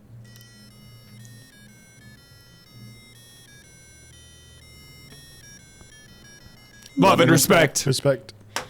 From Amir Ranganekar. I hope I said that right. Ragnar? Yes. Love you, Amir. I don't know where the emphasis goes, but yes. From Amir. Nintendo's announcement about the Virtual Boy release coming early next year got me thinking. They clearly know this isn't a mass market proposition. It's a re-release or celebration in a way of a failed entry in their history. Well, I know I won't be buying one. I'm glad that they're still weird and wacky enough to greenlight these types of decisions, even though they know it'll be an incredibly niche product and it definitely won't be acting in the capacity of a loss leader or bringing in new people to the Switch 2 ecosystem. From your guys' perspective, how is it that Nintendo seems to, more often than not, make decisions that may not necessarily be, quote, for the shareholder when compared to other large publishers? Well, they charge $50 for Amiibo, and then they can do what they want.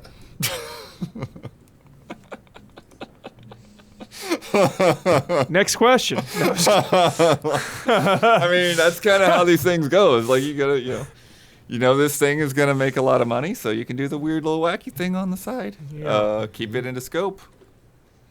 Not to mention all the games that we never hear of that get canceled along the way. I mean, That that's would a good be point. such- We don't hear about any of the behind-the-scenes drama at Nintendo as often. Wouldn't that be the holy grail of documentaries? All the unreleased, behind closed doors, backdoor shady deals of Nintendo games that never see the light of day? Right. Wow. But that's the thing, though, because some of the things that we do hear about, right? Like when we found out about the Mii's and the backstory of that, and it's like, oh yeah, people were tooling around with this stuff since the NES. Yeah. We're like, excuse me, you know? What? And we would see once in a while they would peek out, like E3 2002, my first E3. They had stage debut, and it was basically like what amounted to Mii's, like Iwata and Miyamoto, just like doing dances on a stage, and we're like, what is this? Like, is this a game? Like, we don't understand what this is. Yeah. And it wasn't until, like 4 years later when the Wii came out that like they had actually figured out what to do with that thing. But they had also, had played around with it on the N64, and they had played around with, here and there. Just eventually it became something. More behind the scenes Nintendo documentaries, please. Yeah. Yeah, I want to see all the dry bones in their closet. We need a Netflix Untold series yeah. for Nintendo. I love that joke, Isla. Thanks. I love that Remember- joke so much. Donkey Kong Bonanza started as a Goomba with arms. Right? Yeah, that's right. A Goomba with arms, for sure. Any takes on this, Damiani? I nailed it. Yeah, nailed it, for sure. Yeah, they're cleaning up. Nintendo can definitely afford to take risks, I think, is the, like you were saying, at the end of the day. Yeah. And, and like sometimes it's wacky, like the Yeah. Virtual Boy. But at other times, like we were talking about, like Metroid Prime 4 is not a moneymaker. Yeah, But they're making it anyways because they know that we want it. yeah, And so hopefully it turns out good. Yeah. because we want it to be good. Yeah. Well, because Mario Kart prints money and Exactly. Pokemon prints money, and they have like I can't remember. I don't remember if it was exaggerated or whatever, but like 20 years of operating costs just in cash in their basement or whatever the Great. legend is. I believe it. Oh, I just can't I don't know the remember- numbers anymore, but yeah, like they could go like, and the numbers when people were talking about it was before the Switch, right? It was when Right. the Wii U was tanking. Dip, yeah. And they're like, oh no, they've got cash reserves for like 3 generations. The Wii U feels They're like one of the most financially stable companies on Yeah. earth, I feel Yeah. like. I was saying earlier, it just feels like anything they do, it'll just sell out. That feels like Nintendo right now. Is like whatever they do, people are buying Not Wii Music. regardless. Don't you have to have a sub for that or something? Isn't there something Not like the Wii U. weird? Okay. Well, other than the Wii U feels like their last failure, and that was a long time ago. Screaming Argonaut makes Not a good Dragon point that Drive. they don't chase trends as much, and they keep their employees. They don't fire budge. everyone every 2 days. I Yeah. guarantee Dragon Drive barely lost money, if it even lost money. Mm-hmm. No budget. All right, Amir. Appreciate that one. But then freaking Ring Fit is a smash hit. Exactly. Who would have guessed? Yeah. Hey, we're gonna give you a flexible little hula hoop. You're gonna work out with it every day. Perfect timing, dude. COVID. Tons of people that don't even Yeah. play video games. Sure, Wasn't sign me Ring up. Fit before COVID? It was, but then COVID, didn't it give it a Get a bump? second Oh one. yeah, it got Yeah. Second Life there. I was shocked to find how many people like bought the freaking Wii Fit balance board too. I had one. It's like, And I had a novelty. Ring Fit. yeah. I've bought all their stupid shit over the See what I mean, Isla? See? I'm not buying I'll probably buy a Virtual Boy. I'll They use still the make a cart. Mario Kart wheel. Who's still playing with the wheel? We got 2 of the wheels sitting right Yeah, they're behind sitting me. there because they gave them to us. Oh yeah. All right, let's play a game.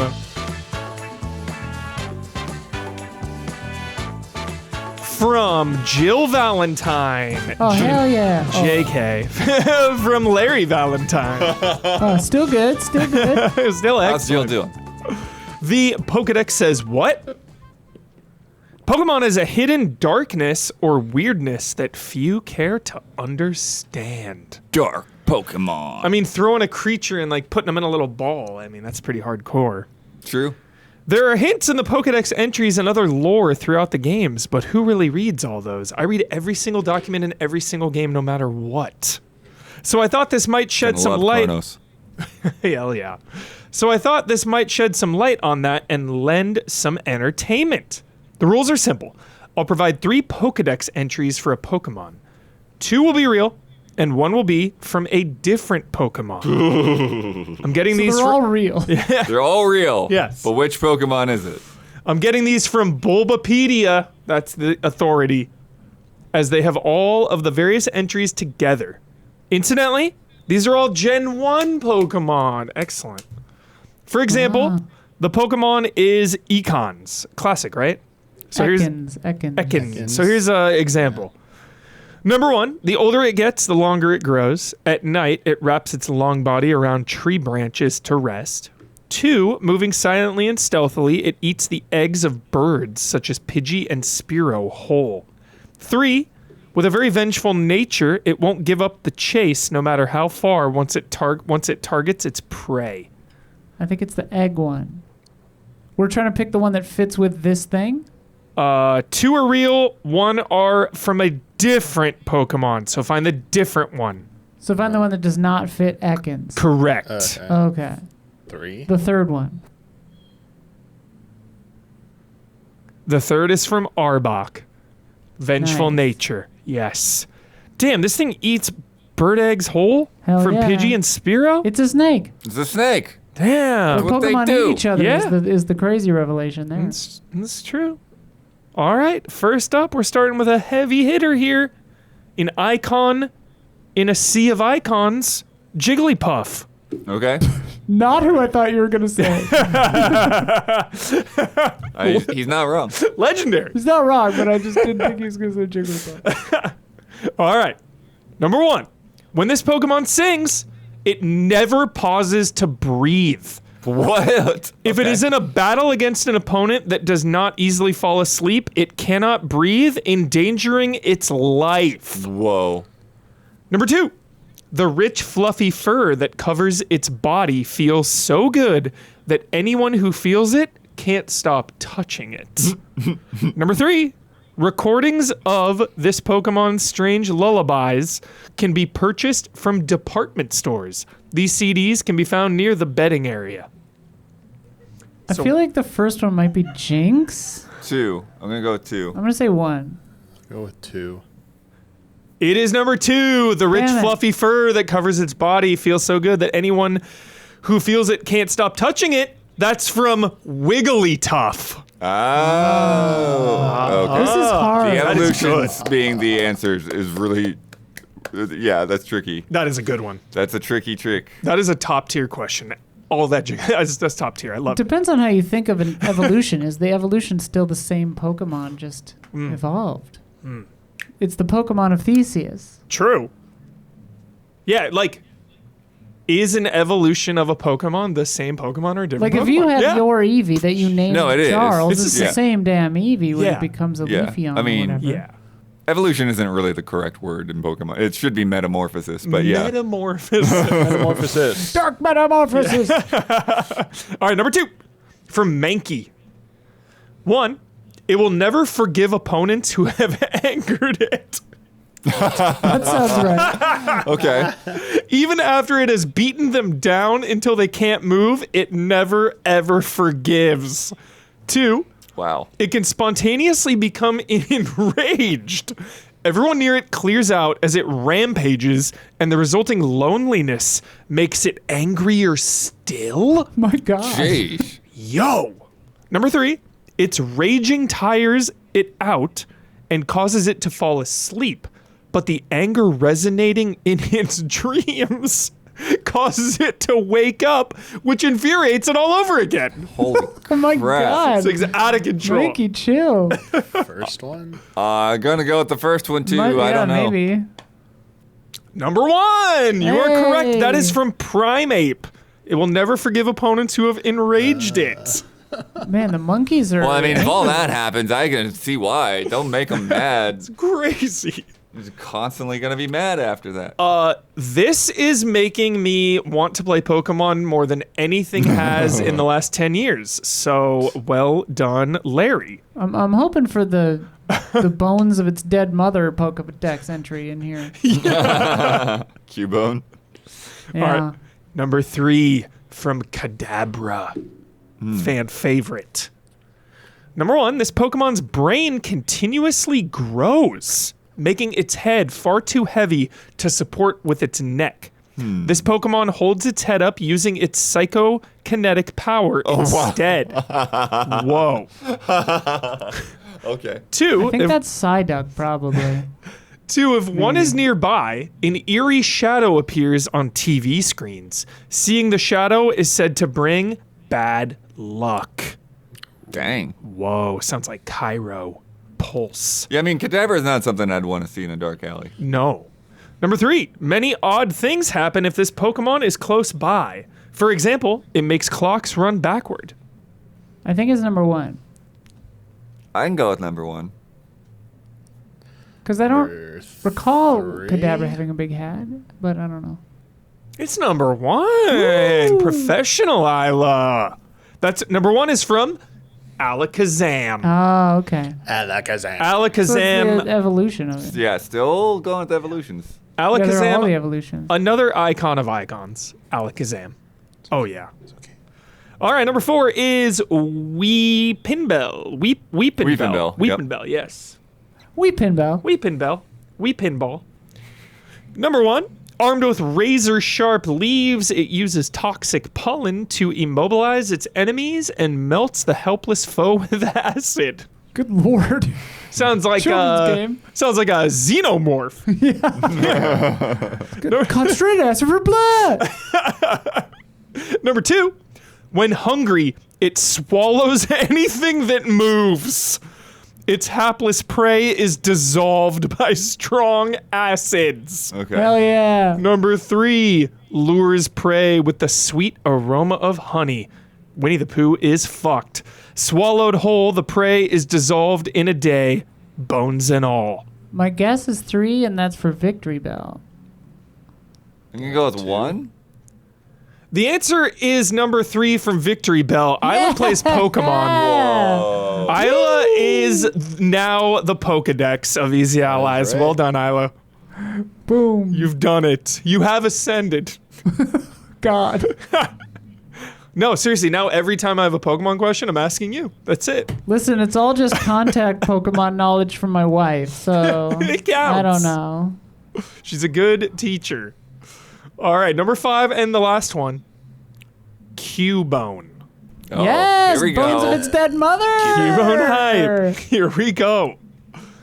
This Pokemon, number 1. This Pokemon pines for the mother it will never see again. Fucking hell. Seeing a likeness of its mother in the full moon, it cries. The stains on the skull the Pokemon wears are made by the tears it sheds. I'm sorry I spoiled this. Yo. Cubone. I figured it had to be in here. Cubone is depressed. I love Cubone. Cubone is legendarily dark. It's so Dude. dark. Oh my god. All right, number 2. The bones it possesses were once its mother's. Yep. Its mother's regrets have become like a vengeful spirit protecting this Pokemon. Jeez. Number 3. The skull it wears on its head is that of its dead mother. According to some, it will evolve when it comes to terms with the pain of her death. This sounds like Jason Voorhees. So the third one has to be, because Cubone is the base state, right? Yeah. And Yeah. Marowak or whatever is the next one. So it's 2 or 1. So it's 2 or 1. It must be 1? I'm going with 2. 2? Number 2. Shiza. The bones it possesses were once its mother's. Its mother's regrets have become like a vengeful spirit protecting this Pokemon. That is the Alolan Marowak. The Alolan. Low. Yeah. I remember the Deep name cut. of the thing, though. That's pretty crazy. You're out of control. I suppose it would just carry the bones then, because it's not wearing it anymore. That makes sense. Wow. That Pokemon was is so fucked fun. up. Larry, that was so fun. More, Larry. More, please. Pokedex says what? That was excellent. Awesome. Isla is the winner and the definitive Easy Allies Pokedex from henceforth. Yep. Listen, I don't hate Pokemon, you know? I played Let's Go Eevee. That was the Or last whatever. one I played, actually, yeah. Yeah. All I right. watched the Should I Open It or Should I Keep It Sealed with Sophia. Have you ever seen that? No, what is that about? It's a YouTube channel. It's like some guy who's just rich otherwise, and he spends his money doing like Pokemon card challenges, but they have a jingle. Should I open it or should I keep it sealed? And he's like clearly like paid like people to sing it, or if it's his wife, I don't know. But like he has these amazing musical like intros. And then he'll be like, here's a pack that costs $600. Should I open it or keep it sealed? And then sometimes he keeps it sealed, but most of the time he opens it. Then it shows what it's worth and how much he lost, basically. Plus or minus? Yeah. Like, that's well, fun. it's just like sealed. This is worth $600, and then if you get the pull card, yeah. it's $2,000, but you never get the pull card, pretty much. So then it's like this is worth $12. That's so fun. It's fun. All right, from the legend Zach Wojnar, little Zachy Wojnar. I love Borderlands, but I'm not playing Borderlands 4 until next year at the earliest. Not because of the PC stutter and iffy frame rates all around, but because there will be a ton of DLC, from small packs to big expansions and new playable characters. I wouldn't call Borderlands 4 a living game, even with its limited time events. Borderlands 3 had them too, but they were later made permanent. But it's still a game with a really long tail of DLC for months or even years. Huber's reluctance to play early access versions of games rings in my head as I write this. My question is, do you like to play games as they grow and change, or do you like to wait until they're all done before you jump in? I generally like to wait until they're done, but maybe I'm just a weirdo in that way, in addition to all the other ways in which I'm a weirdo. Any game, no matter how long the roadmap is post-launch, if you're 1.0 official release, I'm in. Yeah. Yeah. But like Zach was saying, if it's early access, I'm going to wait until a full release. Yeah. Even if I would play it some, but I wouldn't want to try to like finish out everything that's in early access, because then it's like, well, then I have to do all that again. Yeah. Because that's the journey I like to follow, is like Zach was saying, is like when a game launches, and then I love to do that with Assassin's Creed, because I feel like Assassin's Creed always gets better over time, over a year period. Like that's the kind of game that's the franchise where I like actively track patch notes. I'm like, oh, this is a smaller update, or like, oh, this is like a 1.1, 1.2 full-on title update. That's fun. I love tracking how much more polished and optimized Assassin's Creed gets. Yeah. There's not a lot of games that I can think of where I would intentionally wait like this. And for me, I think sometimes it does kind of come down to the pacing of it, right? Because like what they're saying with like Borderlands 3, and I didn't get into as many of the Borderlands 3 DLCs as with 2, whereas I got into a lot of those and reviewed quite a few of those. Nice. But it's like if I try to do all of that at once, it would feel like too much of a slog, you know? That's a lot. Because it's a big game to start with. Yeah. So for me, it's like, okay, get the big game, get in there, maybe, do some extra little stuff on the side, like because those breaks are fun, waiting for the big content drop. Then you come back. Right. Then you come back. Yeah. And then you mess around with the new stuff. Yeah. Because like one of the other games that I really felt this with was I didn't get to Spider-Man until later.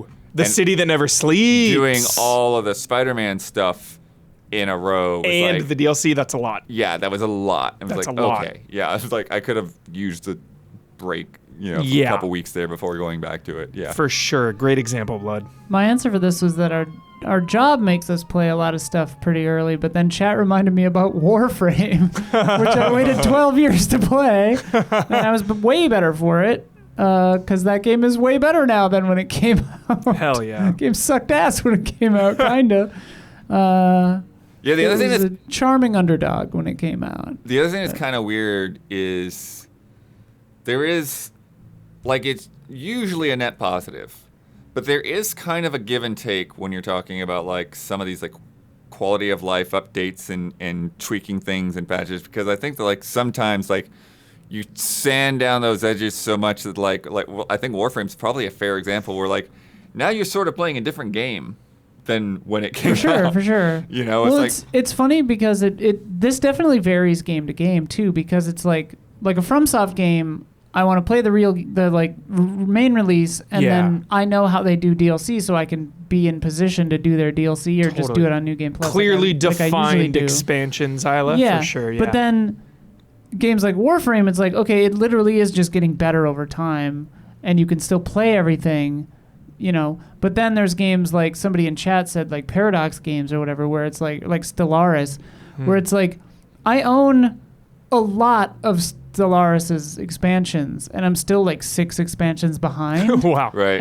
And I've not experienced probably 80% of the content that I own, because there's just so much, and if you're not doing it as each one comes out, you're just never going to do it. Unless you're playing like an insane amount of that game, like Crusader Kings and all those, where they just put out like 400 expansions. You have to be playing it like as it's coming out, or you're gonna miss it all. So it's pretty random. Or Destiny.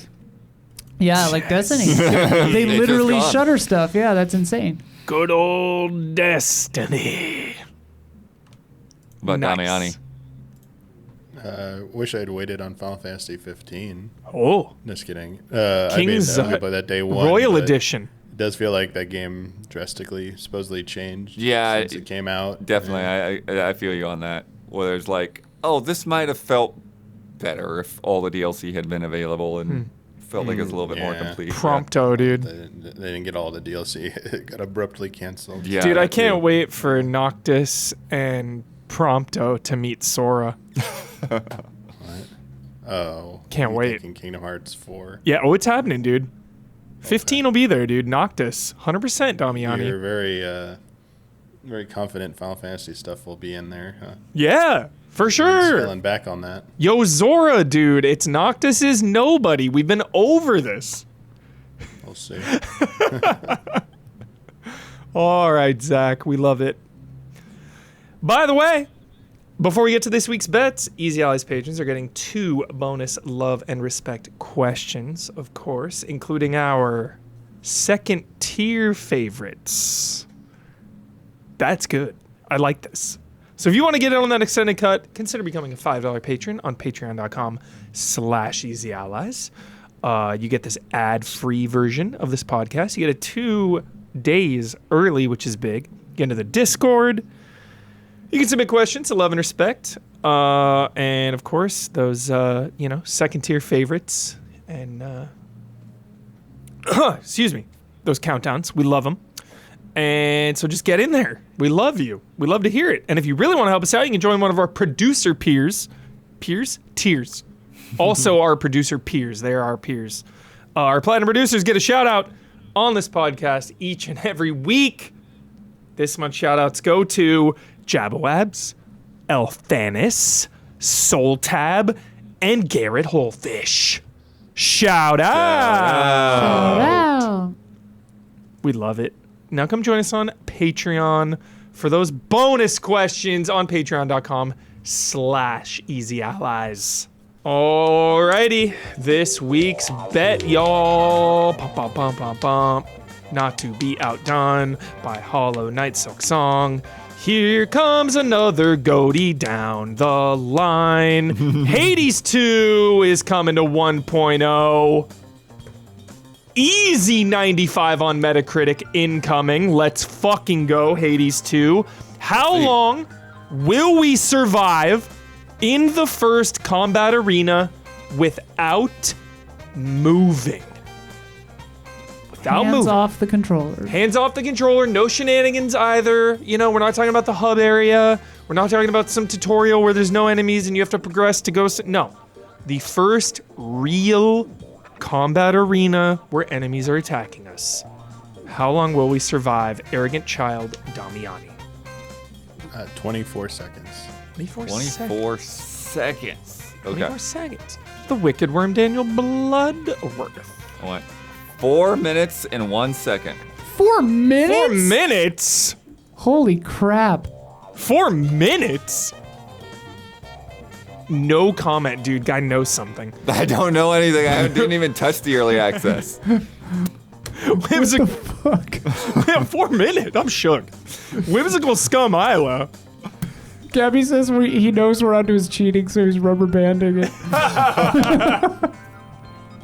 I said 14 seconds. 14 seconds. Punish Castellanos Dawn. 42 seconds, he said. Strange Valentine Gabby. Oh, damn. She said 15 seconds. And myself, the Fancy Stars member, I got 18 seconds. Whoa. So we're all in the second range except 4 minute Bloodworth.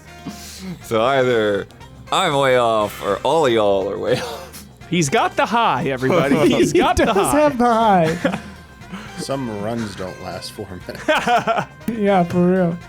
Oh, Hades 2 is imminent. Runs in Hades runs were like a good 20 minutes to an hour. If you go all the way, for sure. If you're good. Oh, yeah, if you don't- I'll tell you, once you you don't start, die, yeah. like going into, you go bad. So pumped. All right, let me cue this up. All righty, everybody. Last week's bet was about good old Silk Song. We love it. I hope you've been loving it too. The question was, what will the trophy percentage be on PlayStation, of course, for trophies?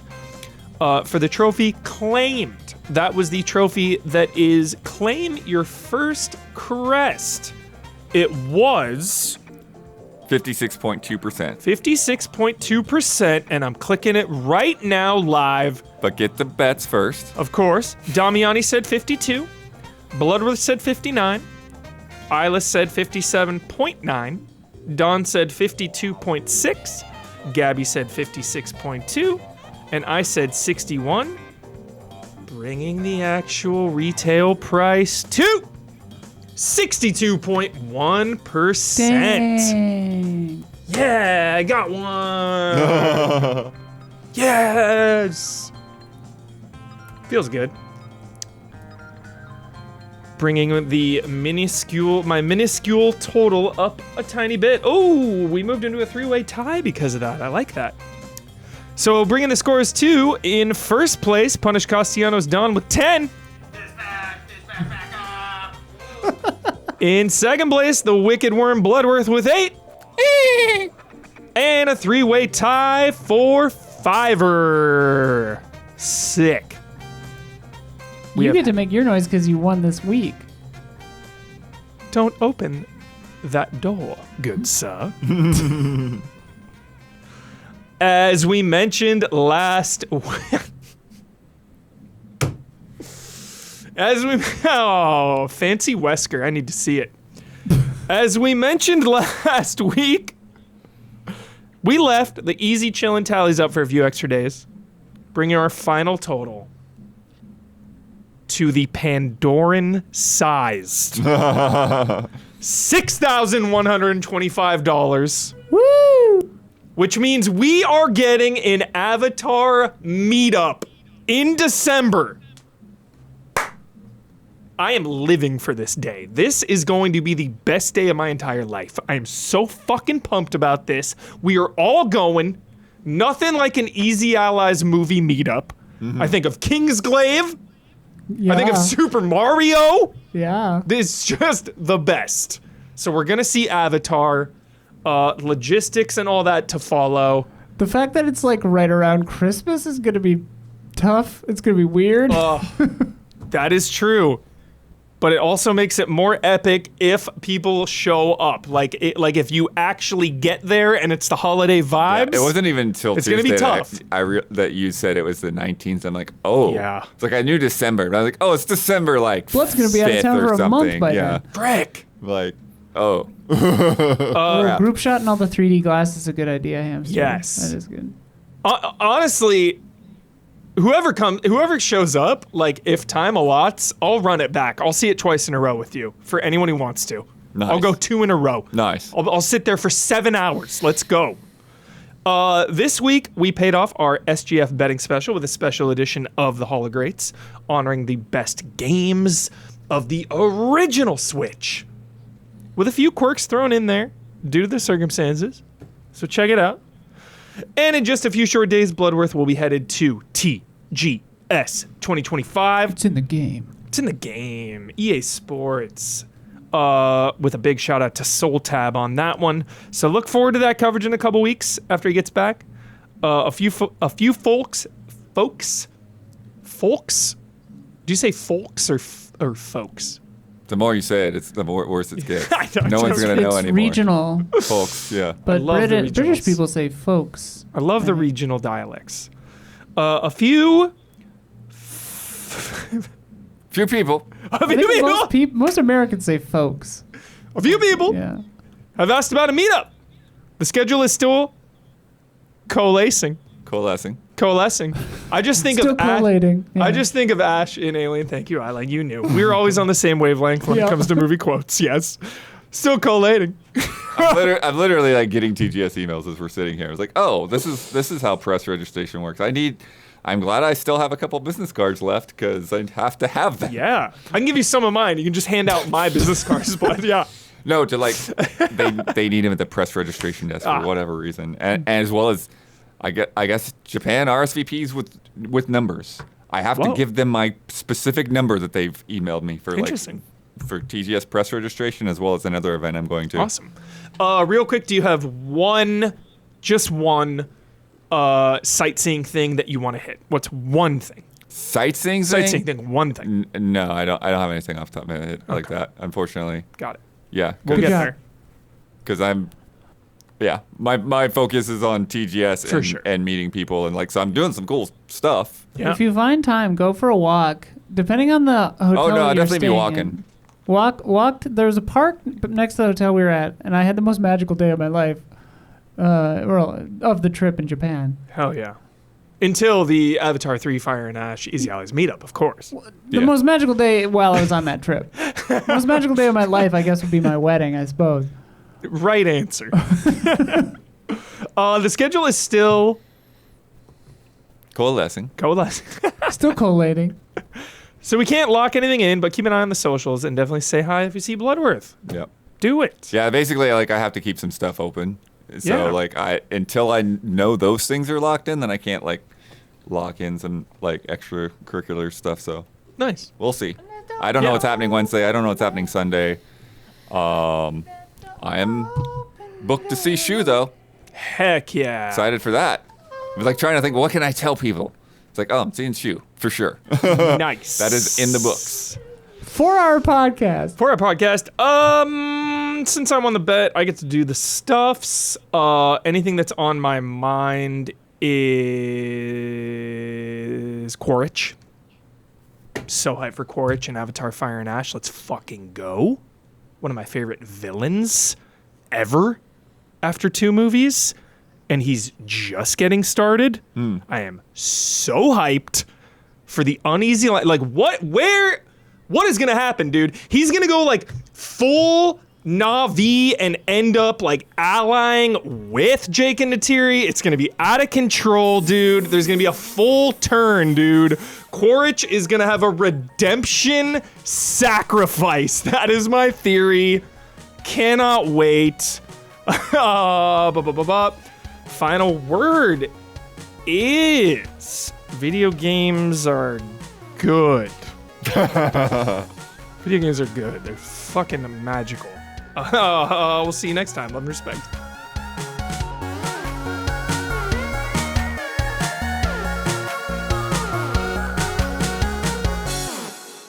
Make time to play Digimon.